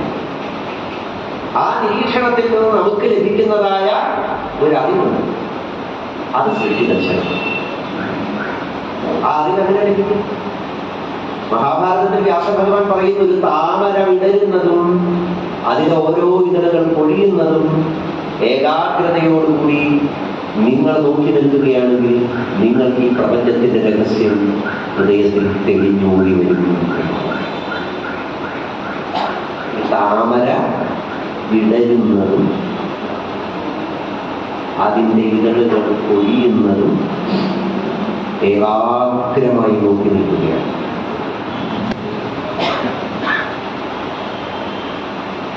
താമര പോയിട്ട് മുറ്റത്ത് വിടുന്ന ഒരു പൂവ് പോലും നോക്കാൻ നേരം ഇല്ലാത്തവരാണ് നമ്മൾ.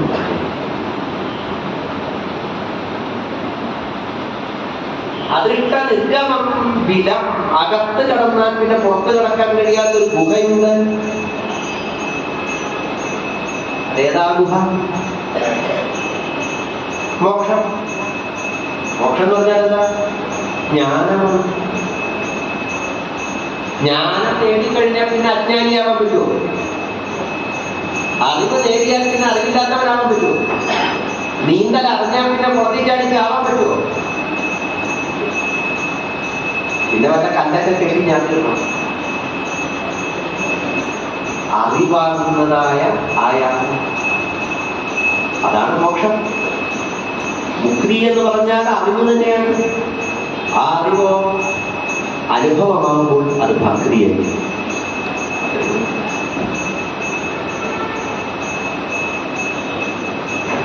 ഇനി എന്താ പറഞ്ഞ 5 അത്ഭുത മുറികളുള്ള ഒരു കൊട്ടാരം. ആ കൊട്ടാരം കണ്ടെത്തണമെന്ന് പറഞ്ഞ് ഏതായി 5 അത്ഭുത മുറികളുള്ളത്? 5 25 കാഴ്ചകളാകുന്ന അത്ഭുതങ്ങളെ കൊണ്ടുവരുന്ന കണ്ണാകുന്ന മുറി, ശബ്ദങ്ങളാകുന്ന അത്ഭുതങ്ങളെ കൊണ്ടുവരുന്ന ചെവിയാകുന്ന മുറി, ഗന്ധങ്ങളാകുന്ന അത്ഭുതങ്ങളെ കൊണ്ടുവരുന്ന മൂക്കാകുന്ന മുറി, രസങ്ങളാകുന്ന അത്ഭുതങ്ങളെ കൊണ്ടുവരുന്ന നാക്കാകുന്ന മുറി, സ്പർശങ്ങളാകുന്ന അത്ഭുതങ്ങളെ കൊണ്ടുവരുന്ന ത്വക്കാകുന്ന മുറി.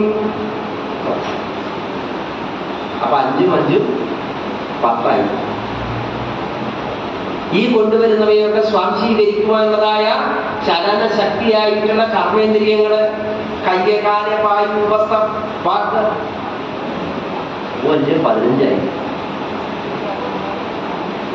ഇതൊക്കെ നമ്മൾ ഉൾച്ചേർക്കുന്നതായ അനുഭവങ്ങൾ, കാഴ്ച, ശബ്ദം, സ്പർശം, രൂപം, രസം, ഗന്ധം.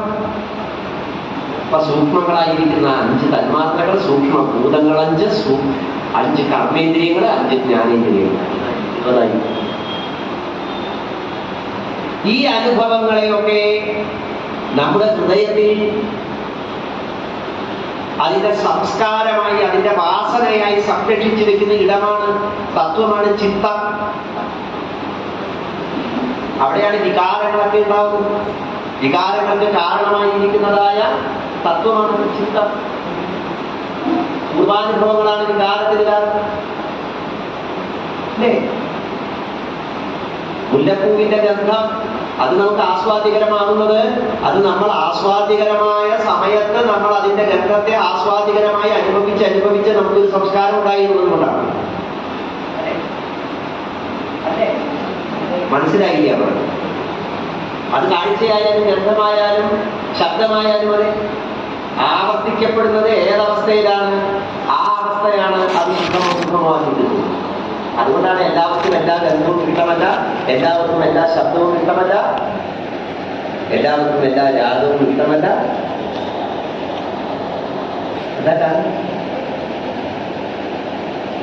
അത് അനുഭവിക്കുന്ന സമയത്ത് നമ്മുടെ മാനസികാവസ്ഥയോ നമ്മുടെ സാഹചര്യമോ എന്തായിരുന്നു, അതിനനുസരിച്ച് ആ അനുഭവത്തെ നമ്മൾ നമ്മുടെ ഉള്ളം സ്വീകരിക്കുന്നു എന്നുള്ളത് നല്ല ഭംഗിയാണ്. എന്ത് കല്യാണം, ഓറഞ്ച് നിറത്തിലുള്ള ചെണ്ടുമല്ലി, മഞ്ഞ നിറത്തിലുള്ള ചെണ്ടുമല്ലി ഇതൊക്കെ ഉപയോഗിച്ച് ഉണ്ടാക്കുന്നതായ കല്യാണമാല നല്ല മനോഹരമായിട്ട് കല്യാണച്ചക്കൻ്റെ കല്യാണ പെണ്ണിന്റെ കഴുത്തിൽ കിടക്കുന്ന 2 ബൊക്കെ കയ്യിൽ പിടിച്ചു കൊടുക്കുന്നു. നല്ല ഭംഗിയുള്ള മാലയെ ബൊക്കെയൊക്കെ കാണാം അല്ലേ? ഇതേ ചെണ്ടുമല്ലി തന്നെയാണ് പുറത്ത് വട്ടത്തിലാക്കിയിട്ട് മരിച്ചു കിടക്കുന്ന ഒരാളെ മാർത്ത് കൊണ്ടുവരുന്നു.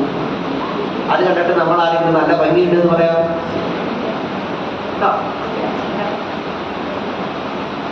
ഒരു വൃത്താകൃതിയിലാക്കുന്നു എന്നേ ഉള്ളൂ. അങ്ങനെ ചെണ്ടുമല്ലി കൊണ്ട് വൃത്താകൃതിയിലാക്കിയതായ ഒരു റീത്ത് നമ്മൾ ഏതെങ്കിലും കല്യാണ ചക്കട്ടയിൽ കൊണ്ടു കൊടുക്കാറുണ്ട്. സത്യത്തിനാണ് അതിന്റെ പ്രത്യേകതയുള്ളൂ. അത് പൂവാണ്, അത് വൃത്തത്തിലാക്കിയിട്ടുണ്ടല്ലേ. പക്ഷെ അത് നമ്മൾ കണ്ടിട്ടുള്ളത് എവിടെയാണ്? അത് ശവത്തിന് മുകളിൽ കണ്ടിട്ടുള്ളതാണ്. അതുകൊണ്ട് ആ ബോധം നമ്മൾ അതിനെ ആ ഭാവനയിൽ കാണാൻ പരിശീലിച്ചു. അത്തരം പരിശീലനങ്ങൾ നടക്കുന്ന ഇടമാണ് എന്ത്? ചിത്തം. അനുഭവങ്ങളെ ഈ പറയുന്നതായ ചില വികാരത്തിന്റെ സ്വരൂപങ്ങളാക്കി മാറ്റുന്ന കെമിസ്ട്രി ലാബാണ് ചിത്തം. കുറച്ചുകൂടി മനസ്സിലാക്കാൻ പറഞ്ഞാൽ കെമിസ്ട്രി ലാബ്. അതുകൊണ്ട് അത്തരത്തിലുള്ള ഗ്രന്ഥമോ അല്ലെങ്കിൽ എന്തെങ്കിലുമൊക്കെ ഉണ്ടാവും. ചില ആളുകൾക്ക് കോപം ഉണ്ടാവും, ചില ആളുകൾക്ക് കണ്ണുകൾ നിറയില്ലേ, വികാരം. ഈ പറഞ്ഞതായ അനുഭവങ്ങളെ ക്രമമായി ഫയലുകളാക്കി കൃത്യമായിരിക്കുന്ന ഓർമ്മയുടെ പട്ടിക തിരിച്ച് സൂക്ഷിച്ചു വെച്ചിരിക്കുന്നതായ ഇടമാണ് ബുദ്ധി. അത് ലൈബ്രറിയാണ്. ആവശ്യമനുസരിച്ച് ചിലപ്പോൾ ആവശ്യമില്ലാത്തപ്പോഴും ഈ ലൈബ്രറിയിൽ നിന്നുള്ള പുസ്തകവും ഓർമ്മ പുസ്തകവും ഈ ചിത്രത്തിൽ കിടക്കുന്നതായ ആവശ്യമില്ലാത്ത ടെസ്റ്റ് ട്യൂബിലെ ആസിഡും ആൽക്കലിയും ഒക്കെ എടുത്ത് അവനവന്റെ തോന്നിയ മാതിരി ഉപയോഗിക്കുന്ന ഒരാളാണ്, സാധനമാണ് മനസ്സ്. നല്ല അടുക്കി ഒതുക്കി വെച്ചിരിക്കുന്നതായ ഓഫീസിലേക്ക് പേരക്കുട്ടി കയറി വന്ന് അവനവന്റെ ഇഷ്ടപ്രകാരം ഉള്ളതൊക്കെ ഓരോന്നും എടുത്ത് അങ്ങോട്ട് തിരിച്ച് ഇവിടെ വെച്ചത് അപ്പുറത്ത് വെച്ച് ഇപ്പുറത്ത് വെച്ച് അങ്ങനെ അലങ്കോലമാക്കുക എന്ന പ്രക്രിയയിലൂടെ കടന്നു പോകുന്നത് പോലെ ആ കൊച്ചുകുട്ടിയുടെ വികൃതിയെ പോലെ ഈ പറയുന്നതായ എല്ലാ അനുഭവങ്ങളെയും കുട്ടിക്കുളച്ച് വിചാരങ്ങളിലൂടെ കടത്തിക്കൊണ്ടുപോകുന്ന ഒരു പ്രതിഭാസമാണ് മനസ്സ്. ഇതിനെയൊക്കെ അനുഭവിക്കുന്നത് ഞാനാണ് എന്ന ഭാവത്തിൽ നമ്മെ നിലനിർത്തുന്നതാണ് അഹങ്കാരം. അഹം കരോതി ഇതി ഭാവഃ അഹങ്കാരഃ. 24 5 ഭൂതങ്ങൾ, 5 ഇന്ദ്രിയങ്ങൾ, 5 കർമ്മേന്ദ്രിയങ്ങൾ, 5 തന്മാത്രകൾ, 20 പിന്നെ അഹങ്കാര ചിത്തം മനസ്സ് 24. ഈ പറയുന്ന എല്ലാറ്റിനെയും കൃത്യമായിരിക്കുന്ന കഴിഞ്ഞു പോയത്, വരാനുള്ളത്, ഇപ്പോഴുള്ളത് എന്ന കാലബോധത്തോടു കൂടി അല്ലാതെ നമുക്ക് വ്യവഹരിക്കാൻ സാധിക്കുകയില്ല. സാധിക്കുമോ? അതുകൊണ്ട് ഇവയൊക്കെ നിലനിൽക്കുന്ന എന്തിന്റെ അടിസ്ഥാനത്തിലാണ്? കാലം. കാലം എന്ന് പറഞ്ഞാൽ എന്താ? ആരംഭം, തുടർച്ച, ഇന്നലെ, ഇന്ന്, നാളെ. ഇത്തരത്തിലുള്ളതായ ആ കാലബോധത്തിലല്ലാതെ ഈ പറയുന്ന ഒരു അനുഭവം നമുക്ക് ഉണ്ടാവുന്നില്ല. അതുകൊണ്ട് 25ാമത്തെ തത്വം കാലം. അപ്പൊ പ്രപഞ്ചത്തിന്റെ രഹസ്യം എവിടെ ഒളിപ്പിച്ചു? നമ്മുടെ കൈകളിൽ ഒളിപ്പിച്ചു. 5 5 5 5 5. അതിനെ ഒന്നുകൂടി പഠിച്ചാൽ 5 അല്ലേ? നമ്മുടെ ശരീരത്തിൽ തന്നെ സ്വയം ഒരു പ്രപഞ്ചമായി നമുക്ക് കാണാൻ സാധിക്കും. നമ്മൾ തന്നെ ഈ പ്രപഞ്ചം. പഞ്ചപഞ്ചാത്ഭുതം ഗൃഹം. ആ ഗൃഹത്തിൽ താമസിക്കുന്ന പുരുഷനാരാ? പുരേ ശയതി യഹ സഹ പുരുഷക. പുരത്തിൽ ശയിക്കുന്നവനാണ് പുരുഷൻ. അല്ലാതെ നമ്മൾ ഇവിടെ സാധാരണ വ്യവഹരിക്കുന്നത് പോലെ പുരുഷൻ എന്ന് പറഞ്ഞ ആണ്, സ്ത്രീ എന്ന് പറഞ്ഞ പെണ്ണ് എന്ന അർത്ഥത്തിൽ നമ്മൾ പുരാണത്തിലെ പുരുഷ സ്ത്രീ പദങ്ങളെ വ്യാഖ്യാനിക്കാൻ പാടില്ല. വ്യാഖ്യാനിക്കാൻ പാടില്ല എന്ന് ഞാൻ പറയില്ല, വ്യാഖ്യാനിച്ചോട്ടെ, അർത്ഥം പറ്റില്ല. അത് അങ്ങനെ തെറ്റായി വ്യാഖ്യാനിക്കുന്നത് കൊണ്ടാണ് പലരും പുരുഷ സൂക്തം, ചില സ്ഥലത്തൊക്കെ പുരുഷ സൂക്തം നമ്മൾ അമ്പലത്തിലൊക്കെ കണ്ടിട്ടില്ലേ? പുരുഷ സൂക്തം പുരുഷ സൂക്താർച്ചന എന്ന് എഴുതി വെച്ച കണ്ടിട്ടില്ലേ? അതേപോലെ കേരളത്തിൽ ചില ക്ഷേത്രങ്ങളിൽ പോയാൽ പുരുഷ സൂക്താർച്ചന എന്ന് എഴുതി വെച്ചതിന്റെ അടിയിൽ സ്ത്രീ സൂക്താർച്ചന എന്ന് കൂടി കാണാം. ഇപ്പൊ ഫെമിനിസ്റ്റുകൾക്ക് കുഴപ്പം വേണ്ട വെച്ചിട്ട് അത് എഴുതിയേക്കുന്നത് അല്ലേ? പുരുഷ സൂക്തം എന്ന് പറഞ്ഞാൽ പുരുഷന്മാർക്കുള്ള സൂക്താണെന്നൊക്കെയാണ് ധാരണ. അപ്പൊ കിടക്കട്ടെ സ്ത്രീ സൂക്തമാണ്. അങ്ങനെ സൂക്തമൊന്നുമില്ല. പിന്നെ ഞാൻ കേട്ടത് ശ്രീ സൂക്തമാണ്. അപ്പൊ ശ്രീ സൂക്തം എന്നുള്ളത് കേട്ടിട്ട് തെറ്റിദ്ധരിച്ചിട്ടാവും സ്ത്രീ സൂക്തം എഴുതിയിട്ടാവുക. പക്ഷേ ഈ തെറ്റിദ്ധാരണയാണല്ലോ നാളെ ശരിയായിട്ട് മാറുന്നത്. അപ്പൊ പുരുഷൻ എന്ന വാക്കിന്റെ അർത്ഥം പുരേ ശയതി യഹ സഹ പുരുഷക. സ്ത്രീ എന്ന വാക്കിന്റെ അർത്ഥം അടുത്തത് പറയുമ്പോൾ മനസ്സിലാവും. പുരേ ശയതി യഹ സഹ പുരുഷക. പുരത്തിൽ ശയിക്കുന്നവൻ. ആരാ പുരത്തിൽ ശയിക്കുന്നത്? ജീവൻ. ശ്രീമദ് ഭാഗവതത്തിൽ ആ ജീവന്റെ യാത്രയുടെ കഥയാണ് പുരഞ്ജനോപാഖ്യാനം. ഇനി അടുത്തത് എന്താ പറഞ്ഞേ? സ്ത്രീയഹ. സ്ത്രീ വേഷം മാറി നടക്കുന്ന ഒരു സ്ത്രീയുണ്ട് ഈ പുരുഷന്റെ ഒപ്പം. ഈ പുരുഷൻ ആ സ്ത്രീയുടെ ആകൃഷ്ടനായിട്ടാണ് അങ്ങോട്ടും ഇങ്ങോട്ടും ഒക്കെ പോയിക്കൊണ്ടിരിക്കുന്നത്. അല്ലേ? അജാമ്ലൻ എന്താ സംഭവിച്ചത്? ഇത് തന്നെയല്ലേ? അപ്പൊ ആരായി സ്ത്രീ? ഈ സ്ത്രീ ബുദ്ധിയാണ്. ജീവനെ തെറ്റിദ്ധരിപ്പിക്കുന്ന ആരാ? ബുദ്ധിയാണ്. ഈ ശരീരത്തിൽ അനുഭവിക്കുന്നതൊക്കെ ഞാനാണ് അനുഭവിക്കുന്നത് എന്ന തോന്നൽ ജീവനെ ഉണ്ടാക്കിയെടുക്കുന്നത് ഈ ബുദ്ധിയുടെ സ്വഭാവ സവിശേഷതയാണ്. നിശ്ചയാത്മിക ബുദ്ധി. ഇനി എന്താ പറഞ്ഞത്? ഉഭയതോമാകാം നദിയും. ഇരുഭാഗങ്ങളിലേക്ക് ഒഴുകിക്കൊണ്ടിരിക്കുന്ന പുഴ. പുഴ ഒഴുകുന്നുണ്ടോ? പുഴ ഒഴുകുന്നുണ്ടോ? പുഴ ഒഴുകുന്നില്ല. പുഴയിലെ വെള്ളമല്ലേ ഒഴുകുന്നത്. ഒഴുകുന്ന വെള്ളത്തെയാണ് നമ്മൾ പുഴയെന്ന് വിളിക്കുന്നത്. ഇത് വേദാന്തത്തിന് വലിയൊരു ചർച്ചയാണ്. ന്യായവാദികളും വേദാന്തികളും തമ്മിലുള്ള തർക്കമാണ്. പുഴ ഒഴുകുന്നുണ്ടോ? പുഴയിലെ വെള്ളമാണോ ഒഴുകുന്നത്? അങ്ങനെയാണെങ്കിൽ ഗംഗാനദി എന്ന് പറഞ്ഞ് പേരിടുന്നത് എന്തിനെയാണ്? ആ സ്ഥലത്തെയാണോ പുഴയാണ്?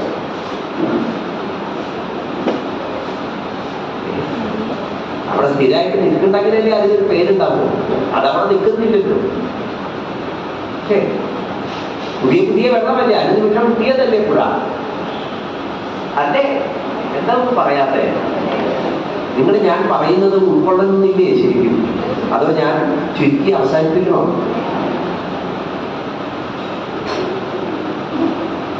ചിലപ്പോ വേദാന്തം പറയുമ്പോൾ ഇരുപത്തൊന്ന് മനസ്സിങ്ങനെ പറഞ്ഞു, അതൊക്കെ ശരിയാണ്. ഞാൻ പറയുന്നൊന്നും വേദാന്തമല്ല. വേദാന്തത്തിന്റെ ഏതോ അറ്റത്ത് കിടക്കണ പുറമേ നിന്നുള്ള ചില കാഴ്ചകൾ മാത്രമേ ഞാൻ പറയുന്നു. അപ്പൊ പിന്നെ അതിൻ്റെ ഉള്ളിലേക്ക് പോയതിന്റെ കഥ എന്താ?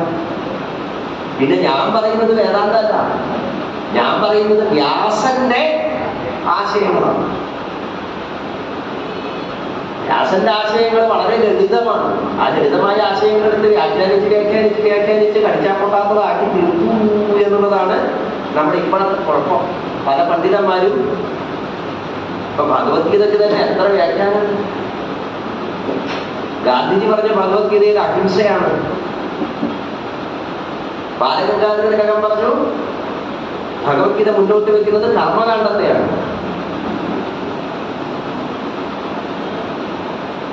ദയാനന്ദ സരസ്വതി പറഞ്ഞു ഭഗവത്ഗീത മുന്നോട്ട് വെക്കുന്ന ജ്ഞാനത്തെയാണ്. ഇങ്ങനെ ഓരോരുത്തരും അവരവരുടേതായിരിക്കുന്ന രീതിയിൽ വ്യാഖ്യാനിച്ചപ്പോ നമ്മളെപ്പോലുള്ള ആളുകൾ കിട്ടുന്നത് എന്താ സംഭവത്തിൽ പിടികിട്ടാണ്ടായി അല്ലേ? അല്ലേ? അങ്ങനെ ആരെങ്കിലും പറയുമ്പോ അതാണ് ശരി എന്ന് വിശ്വസിക്കലല്ല പുരാണങ്ങളുടെ ആസ്വാദനം. നമ്മളത് കണ്ട് നമുക്ക് എന്താണ് അനുഭവം, അതിനാണ് നമ്മൾ പ്രാമുഖ്യം കൊടുക്കുന്നത്. അതിലേക്കുള്ള വെളിച്ചം മറ്റുള്ളവരുടെ വ്യാഖ്യാനങ്ങൾ നമുക്ക് പകർന്നു തരുന്നുണ്ടെങ്കിൽ അതിനെ സ്വീകരിക്കും. വേറൊരാളുടെ കയ്യിലുള്ള ടോർച്ച് നമ്മൾ വാങ്ങി സ്വയം നമുക്ക് കണ്ണു കാണാനുള്ള പാതയിലൂടെ നടക്കുക എന്താ ചെയ്യേണ്ടത് അല്ലെ? അവരുടെ കയ്യിലുള്ളതായ വെളിച്ചത്തിൽ നിന്ന് നമ്മൾ സ്വയം ഒരു വെളിച്ചത്തെ കണ്ടെത്തുക. ആ വെളിച്ചത്തിലൂടെ നമ്മൾ സഞ്ചരിക്കുന്നു. ഞാനിവിടെ നിങ്ങൾക്ക് പറഞ്ഞു തന്ന കാര്യങ്ങളൊക്കെ വ്യാസൻ പറഞ്ഞ കാര്യമാണ്. ഞാൻ വീണ്ടും പറയുന്നു, മാധവൻ നമ്പൂതിരിക്ക് നിങ്ങളോടൊന്നും പറയാനില്ല, ഈ ലോകത്തോടൊന്നും പറയാനില്ല, എന്നോട് തന്നെ എനിക്കൊന്നും പറയാനില്ല.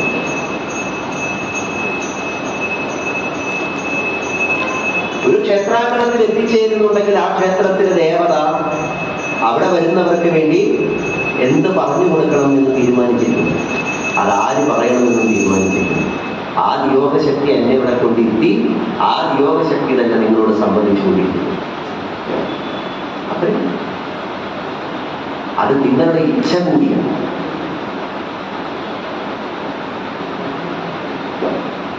അപ്പൊ സ്ത്രീ എപ്പോഴും വേഷം മാറി നടക്കുന്ന സ്ത്രീ എന്ന് പറഞ്ഞാൽ അതിന്റെ അർത്ഥം ഇവിടെ ബുദ്ധിയാണ്.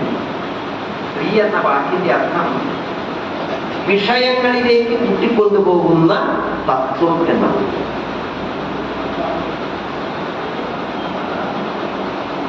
പിന്നെ പറഞ്ഞത് ഉഭയനോവാഹം നദി എന്ന് പറഞ്ഞതിൽ ജനനം മരണം ജനനം മരണം എന്ന പ്രക്രിയയാണ് ഇരുഭാഗങ്ങളിലേക്ക് ഒഴുകുന്ന പുഴ. ജനിച്ചവര് തന്നെ മരിക്കുന്നു, മരിച്ചവര് തന്നെ ജനിക്കുന്നു, കടന്നുകൊണ്ടിരിക്കുന്നു. നമ്മൾ പിതൃക്കള് നമ്മളാവും.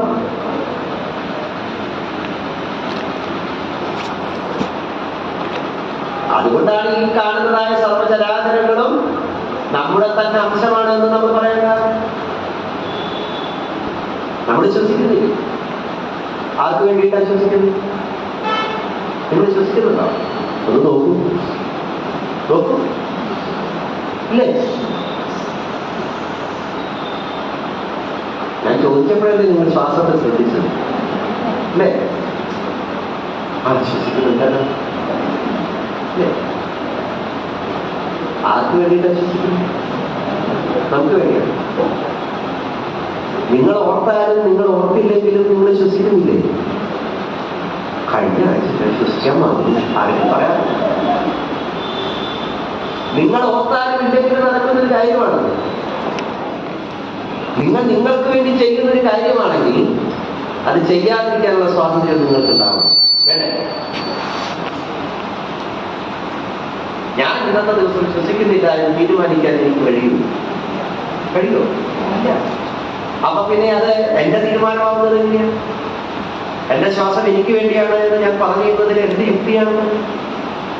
അമ്മയുടെ ഗർഭപാത്രത്തിൽ നിന്ന് 9 മാസവും കുറച്ച് ദിവസവും കഴിഞ്ഞപ്പോ പ്രസൂനവായുവിലൂടെ പുറത്തേക്ക് വന്ന നിങ്ങൾ ഉറക്കെ കരഞ്ഞില്ലെങ്കിൽ എന്ത് ചെയ്യും? തൊട്ടടുത്ത് നിൽക്കുന്ന ശിശു നിങ്ങളുടെ കാല് പൊക്കിപ്പിടിച്ച് 2 അടി തരും. അപ്പൊ കരയും.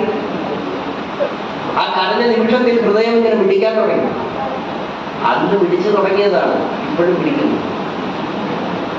ഇതിന്റെ ഇടയിൽ നിങ്ങൾ എപ്പോഴെങ്കിലും അയ്യോ എന്റെ ഹൃദയം പിടിച്ചിട്ടില്ല കഴിഞ്ഞ ആഴ്ച, ഈ ആഴ്ച കുറച്ച് കൂടുതൽ പിടിക്കണം, അങ്ങനെ വല്ലതും വിചാരിക്കാറ്? നിങ്ങൾ വിചാരിച്ചാലും വിചാരിച്ചില്ലെങ്കിലും ആ ഹൃദയം പിടിച്ചുകൊണ്ടിരിക്കുന്നു. അതിലൂടെ ഒഴുകുന്നതായ രക്തം മണിക്കൂറിൽ 40 കിലോമീറ്റർ വേഗതയിൽ നിങ്ങളുടെ ഞരമ്പുകളിലൂടെ സഞ്ചരിച്ചു കൊണ്ടിരിക്കുന്നു. നിങ്ങളുടെ ശരീരത്തിൽ അനവധി തരത്തിലുള്ളതായ വൈദ്യുത തരംഗങ്ങൾ ഇങ്ങനെ മസ്തിഷ്കത്തിൽ നിന്ന് ഉണ്ടായിക്കൊണ്ടിരിക്കുന്നു. നിങ്ങളുടെ ഓരോ ജീവകോശങ്ങളെയും മസ്തിഷ്കം അനുനിമിഷം തിരിച്ചറിഞ്ഞുകൊണ്ടിരിക്കുന്നു. നിങ്ങളുടെ കിഡ്നി പ്രവർത്തിക്കുന്നു, നിങ്ങളുടെ ആമാശയം പ്രവർത്തിക്കുന്നു. അതിൻ്റെ ഇടയിൽ നിങ്ങൾ കാണുന്ന കാഴ്ചകൾ, കേൾക്കുന്ന ശബ്ദങ്ങൾ, രുചിഭേദങ്ങൾ, സ്പർശസുഖങ്ങൾ, ഇതിനെയൊക്കെ ആവാഹിച്ചെടുത്ത് ബുദ്ധി പലതരത്തിലുള്ള ഭാവനകളിലൂടെ നിങ്ങളെ കുട്ടിക്കൊണ്ടുപോകുന്ന അനുനിമിഷം നിങ്ങൾ ഭാവനകളിലൂടെ കടന്നുപോയിക്കൊണ്ടിരിക്കുന്നു, വിചാരിച്ചുകൊണ്ടിരിക്കുന്നു, നിങ്ങൾ കരയുന്നു, നിങ്ങൾ ചിരിക്കുന്നു, എല്ലാം തിരിച്ചറിഞ്ഞുകൊണ്ട് ഇതെന്തെങ്കിലും ഇന്ന് കുറച്ച് കരയണം എന്ന് തീരുമാനിച്ചെടുക്കുന്നതാണ്. നിങ്ങൾ തീരുമാനിച്ചാലും ഇല്ലെങ്കിലും നടന്നുകൊണ്ടിരിക്കുന്ന ഒരു പ്രക്രിയ. അത് നിങ്ങൾക്ക് വേണ്ടി മാത്രമാകുന്നത് എങ്ങനെയാണ്? ജനിച്ചത് പോലും നിങ്ങളുടെ തീരുമാനമല്ല, ആണോ? അച്ഛാ അമ്മയെ എനിക്ക് ജനിക്കണമെന്ന് അപ്ലിക്കേഷൻ കൊടുത്ത് ജനിച്ചവരല്ല. നമ്മൾ ജനിക്കണമെന്ന് അച്ഛനമ്മമാരും ആഗ്രഹിച്ചിട്ടില്ല. അപ്പോൾ ആരാഗ്രഹിച്ചു? നമ്മൾ എപ്പോൾ ശ്വസിക്കണം, നമ്മുടെ ഹൃദയം എപ്പം മിടിച്ചു തുടങ്ങണം, അത് എത്ര മിടിക്കണം, ഏതൊക്കെ സമയത്ത് അത് വേഗതയിൽ മിടിക്കണം, ഏതൊക്കെ സമയത്ത് അത് വേഗത കുറയണം, ഏത് കാലം വരെ അത് മിടിച്ചുകൊണ്ടിരിക്കണം, എപ്പം മിടിപ്പ് നിൽക്കണം, ഒന്നും തീരുമാനിച്ചതല്ല. നമ്മളല്ലെന്നിരിക്കെ ആ തീരുമാനിച്ചതാരോ ആ ശക്തി അത് നമുക്ക് ചുറ്റും ഒക്കെ നിറഞ്ഞു നിൽക്കുന്നതാണ്.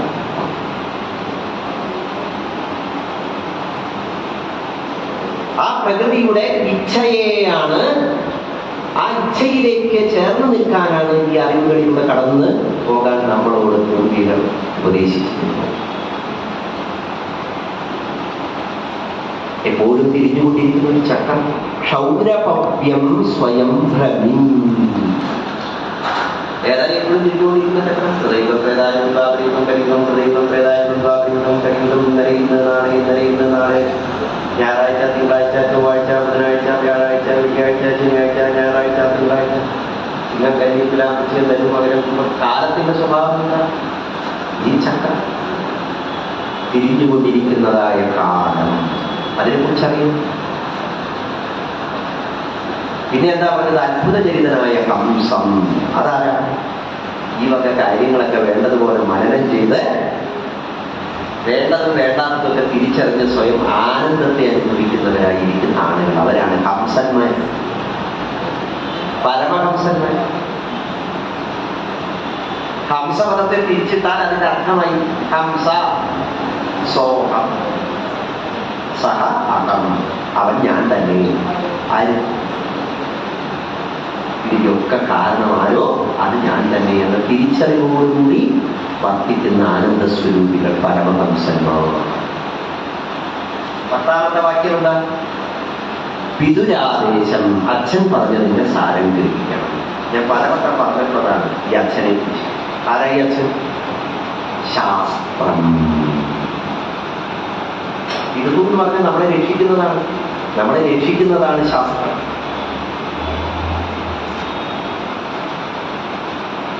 അപ്പൊ ശാസ്ത്രം ഈ പറഞ്ഞ കാര്യങ്ങളൊക്കെ വെറുതെ ഇങ്ങനെ ചിന്തിച്ചാൽ പോരാ.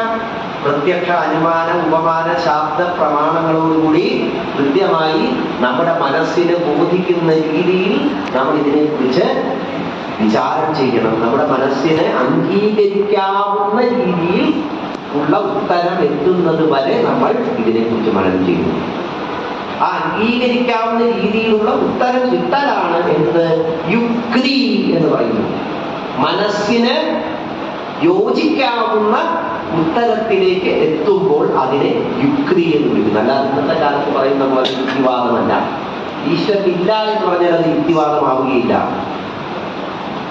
യുക്തിവാദം എന്ന് പറഞ്ഞാൽ ഈശ്വരൻ ഉണ്ടോ ഇല്ലയോ എന്നുള്ളതല്ല പ്രശ്നം.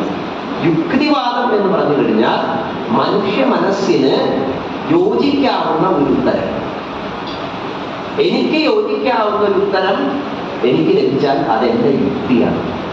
അപ്പൊ യുക്തി വിചാരം എന്ന് പറയുന്നത് ഒരു സമൂഹത്തെ മുഴുവനും അടിച്ചു പഠിപ്പിക്കാനുള്ള ഒന്നല്ല. അത് ഓരോരുത്തർക്കും വ്യത്യസ്തമാണ്. സ്വാനുഭവത്തിലൂടെ അല്ലാതെ പ്രപഞ്ച രഹസ്യത്തെ നമുക്ക് മനസ്സിലാക്കാൻ കഴിയില്ല. ഇതാണ് 10 കാര്യം. ഇത് മനനം ചെയ്തപ്പോഴാണ് ആർക്ക് കിട്ടിയത്? ഐത്യശ്വന്മാർക്കും ശബളാശ്വന്മാർക്കും മുക്തി ലഭിച്ചത്. മുക്തി എന്ന് പറഞ്ഞാൽ എന്താ? ജ്ഞാനാനുഭവം എന്നാണ്. മരണവും ജനനവും നമ്മളെ ബാധിക്കാത്ത അവസ്ഥ എന്നാണ്. പിന്നെ ഏത് രൂപം എടുത്താലെന്താ, ഏത് ഭാവം എടുത്താലെന്താ, നമ്മളിപ്പോഴും ആനന്ദിക്കുന്നവരാണ്.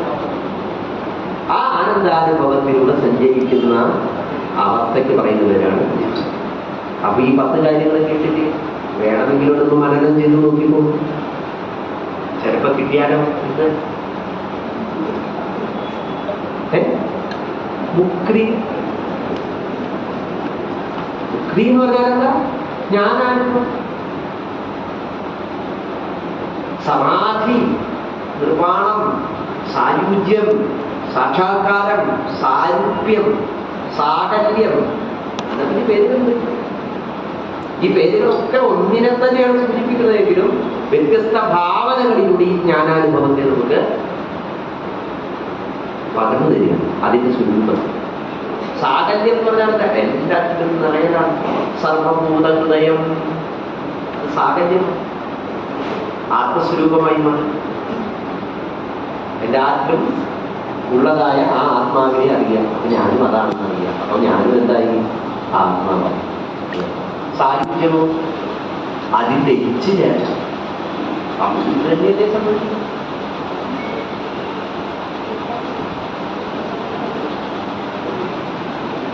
എന്റെ മുത്തച്ഛൻ സമാധിയായി വിരൂപാക്ഷ മഹർഷി എന്നാണ്. ഞാൻ കുട്ടിക്കാലത്ത് 3ാം ക്ലാസ്സിൽ പഠിക്കുമ്പോഴാണ് ഇനി 10 ദിവസത്തേക്ക് സ്കൂളിലേക്ക് പോകണ്ടെന്ന് കാരണന്മാർ പറഞ്ഞപ്പോൾ വലിയ സന്തോഷമായി. കാരണം മുത്തശ്ശൻ കിടപ്പിലാണ്. നമുക്കിപ്പോ ആര് കിടപ്പിലായാലും സ്കൂളിൽ പോകാണ്ടിരുന്ന അത്രയും സന്തോഷം. ഇന്നത്തേക്ക് അനവധി ആളുകൾ വരുന്നു. വലിയ വലിയ ആളുകളൊക്കെ അന്നത്തെ മുൻ മുഖ്യമന്ത്രി അച്യുതമേനോൻ, PV രാജൻ, കരുണാകരൻ, അവരെയൊക്കെ ഇപ്പോഴാണ് നമ്മൾ ഓർമ്മിക്കുന്നത്. ഇവരൊക്കെ വലിയ ആൾക്കാരാണ്. ഇപ്പോഴാണ് നമുക്ക് മനസ്സിലാവുന്നത്. കുട്ടിക്കാലത്തെന്താ വലിയ വലിയ വണ്ടികൾ വരുന്നു, കാറുകൾ വരുന്നു, ബസ് വരുന്നു, ആൾക്കാർ വരുന്നു. വരുന്നത് എപ്പോഴാണ്? അതിന് തൊട്ട് മുമ്പ് നടന്ന സംഭവമാണ്. മുത്തശ്ശൻ തെക്കിണിയിലാണ് കിടക്കുന്നത്, നാലുകെട്ടാണ്. ഈ തെക്കിണിയിൽ ഇങ്ങനെ കിടക്കുകയാണ്. കുറെ ദിവസമായിട്ട് ആരും മിണ്ടുന്നില്ല. കടലാസുകളിൽ എഴുതുകയും ആരെങ്കിലും വന്നിട്ട് ചോദിച്ച കടലാസിൽ എഴുതി വെച്ചു ഒന്നും സംസാരിക്കും. ഒരു നിർബന്ധം ഹോസ്പിറ്റലിലേക്ക് കൊണ്ടുപോകാന്ന് പറഞ്ഞിട്ട് സമ്മതിക്കുന്നില്ല. അപ്പൊ ഒരു ഡോക്ടർ അവിടെ വന്നു.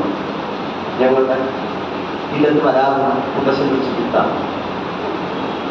ഞാനിത് പറയുന്നത് കുഴപ്പമൊന്നുമില്ല. നിങ്ങളൊരു കാര്യം മനസ്സിലാക്കി തരാൻ വേണ്ടി പറയുന്നു. എന്റെ കേരളത്തരം പറയാനോ ഇത് കേരളത്തരാണോ ഒന്നും എനിക്കറിയില്ല.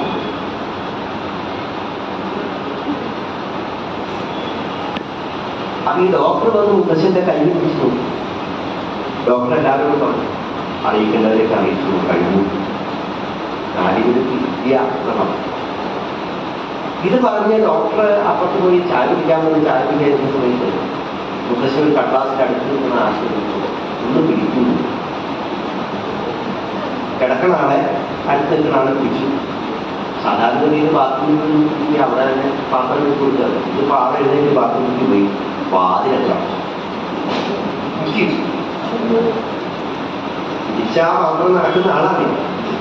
പുറത്തൊരു തട്ടല്ല തട്ട്. കുറെ കഴിഞ്ഞപ്പോ വാതിലൊക്കെ തുറന്നു. പുറത്തേക്ക് വന്ന ആ കിടന്ന പോലെ തന്നെ അവിടെ വിൽക്കണം. ഡോക്ടറെ വിളിക്കണം. ഡോക്ടറെ വിളിച്ചു ഒന്ന് നോക്കാൻ നോക്കി. ഡെങ്കിക്കൊന്നും ഇഷ്ടം പോലെ നാടിപ്പിടിപ്പോ ഒരു കുഴപ്പമില്ല, ഒരു കുഴപ്പമില്ല ആൾക്ക് എന്ന് പറഞ്ഞ് ഡോക്ടർ പ്രശ്നം ചിരിച്ചു. അത് കഴിഞ്ഞ് 2 or 3 ദിവസം കഴിഞ്ഞു.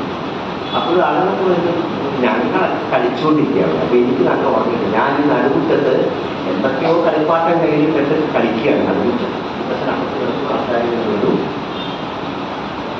ആ സമയത്ത് പെട്ടെന്ന് പ്രശ്നം എല്ലാവരോടും ഇങ്ങനെ കാണിച്ചു. അപ്പൊ എല്ലാവരും ഉച്ചയായി, 12:30 കഴിഞ്ഞു, 1 മണിയായി. അപ്പൊ ഭക്ഷണം കഴിക്കാൻ പൊക്കോളാൻ പറഞ്ഞാൽ മതി. എല്ലാവരും കൃത്യസമയത്ത് ഭക്ഷണം കഴിക്കണമെന്നൊക്കെ നിർബന്ധം നാളാണ് പ്രശ്നം. അല്ലാണ്ട് എന്റെ പോലെ നിങ്ങളെ 1:30 വരെ 1:15 വരെ പിടിച്ചിട്ടൊന്നുമില്ല.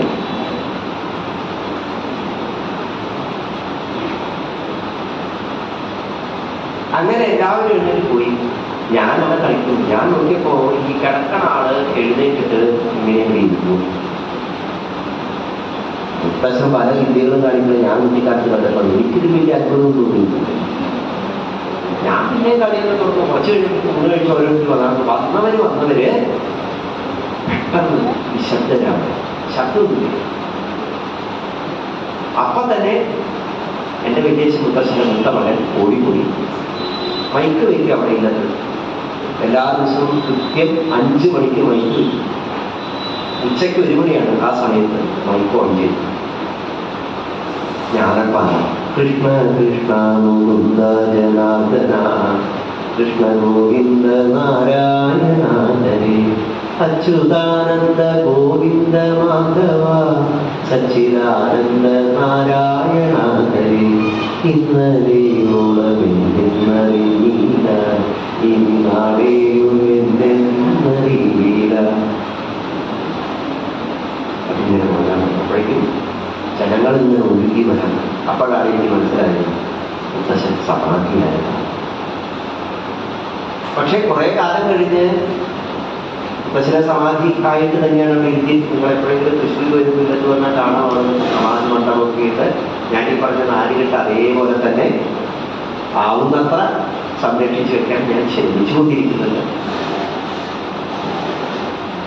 പക്ഷെ മുത്തശ്ശൻ്റെ ഒരു ഡയറി, മുത്തശ്ശൻ അന്ന് ആ സമയത്ത് കടലാസിൽ എഴുതിയിരുന്നു. ആ കടലാസുകളെല്ലാം ഞാൻ സൂക്ഷിച്ചു. അതിലൊരു ഡയറിയിൽ 1962 ഡയറിയിൽ മുത്തശ്ശൻ എഴുതി വെച്ചിരിക്കുകയാണ്. 1982 ജൂൺ 30 ഉച്ചയ്ക്ക് 1 മണിക്ക് ഞാൻ ഈ ലോകത്തോടുള്ളതാണ്.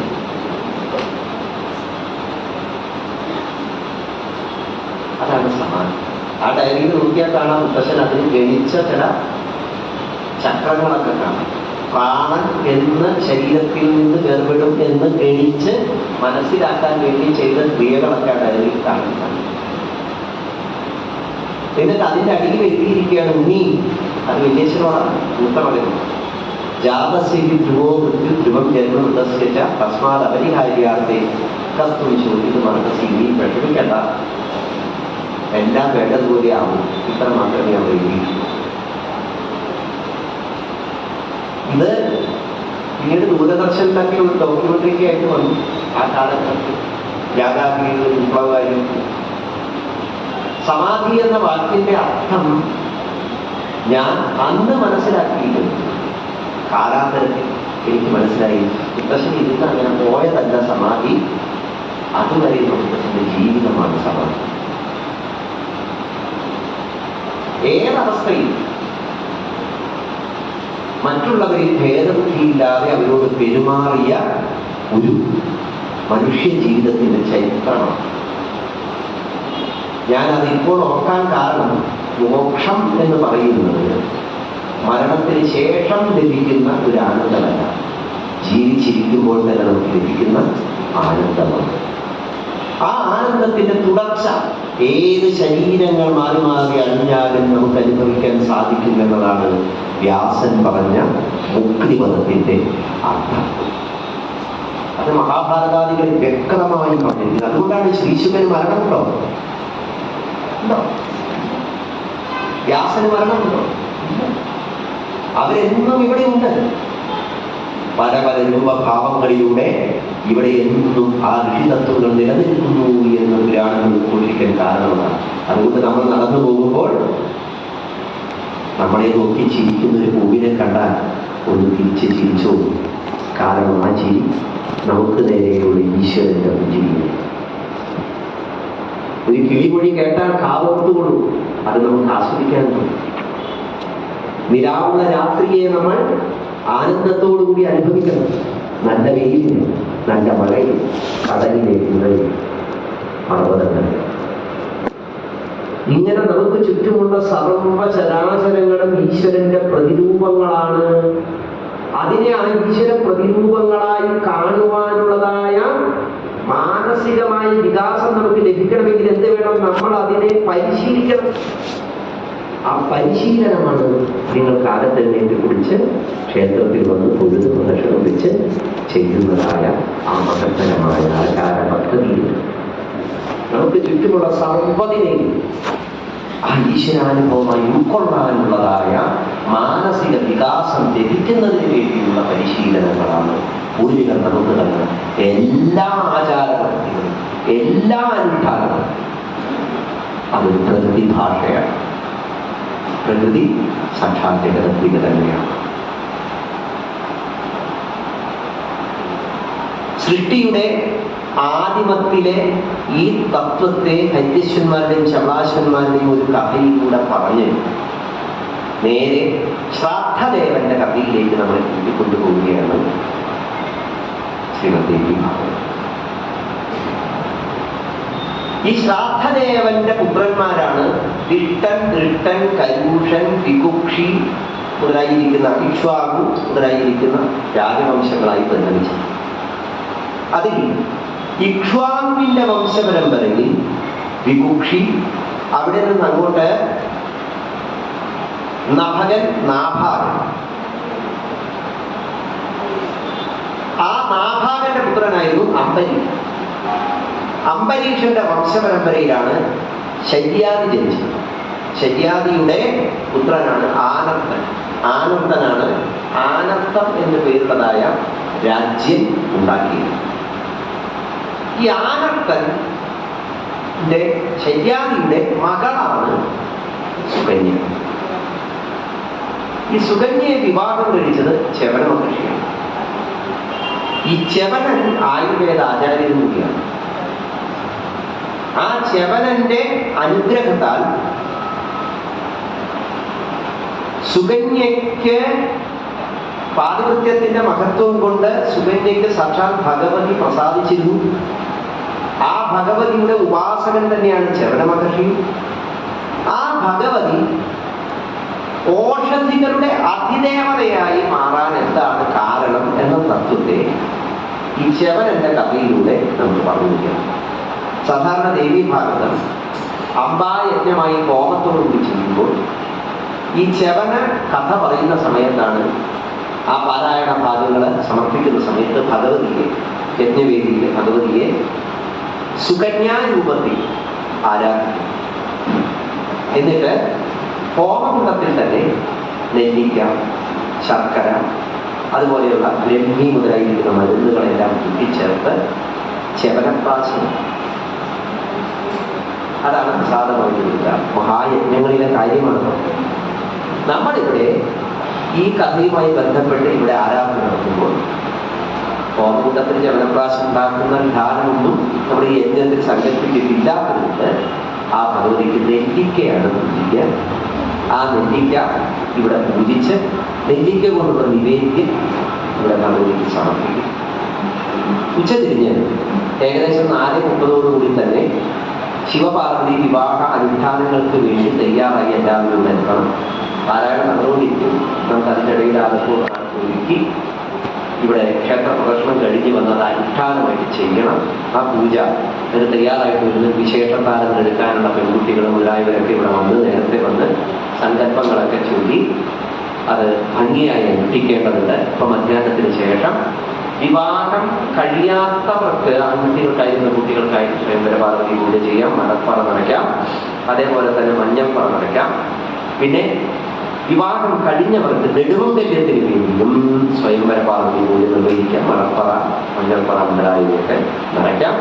ഇതുകൂടാതെ അമ്മമാര് എല്ലാവരും സാധാരണ നമ്മൾ എടുക്കുന്ന താരങ്ങളുണ്ടല്ലോ, അത് എല്ലാവരും പതിവുകൂടെ എടുക്കണം. ഈ യാത്ര സമയം കലശവും അതിൻ്റെ ഒപ്പമാണ്. ആ കലശം തന്നെയാണ് നമ്മൾ ഇന്ന് ശിവനെയും പാർവതിയുമായിട്ട് സങ്കല്പിക്കുന്ന ഇന്നത്തെ കലശം തന്നെയാണ്.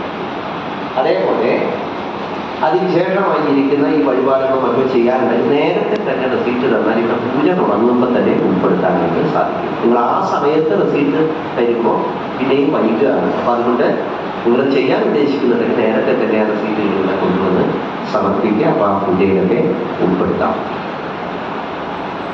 വിവാഹം കഴിഞ്ഞ് എല്ലാവരും ആ വധൂവരന്മാരെ സന്തോഷിപ്പിച്ച് കൈകൊട്ടി കളിക്കാനൊക്കെ തയ്യാറായിട്ട് വന്നിട്ടുണ്ട്.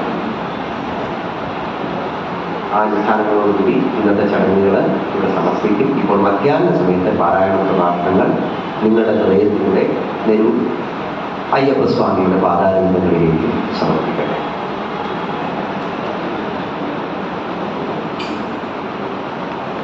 കൈകൾ ശിരസിന് മുമ്പിൽ തൊട്ടുപിടിക്കുക. അന്യഥാ ശരണം നാസ്തി ത്വമേവ ജഗദംബികേ തസ്മാത് കാരുണ്യഭാവേന രക്ഷ രക്ഷ മഹേശ്വരി. ശ്രീ ഭഗവതി രക്ഷ മഹേശ്വരി. രാധാരമണം കുന്ദമുരാരേ ശരണം മേ തവ ചരണയുഗം പവനപുരേശാരാധാകൃഷ്ണ ശരണം മേ തവ ചരണയുഗം.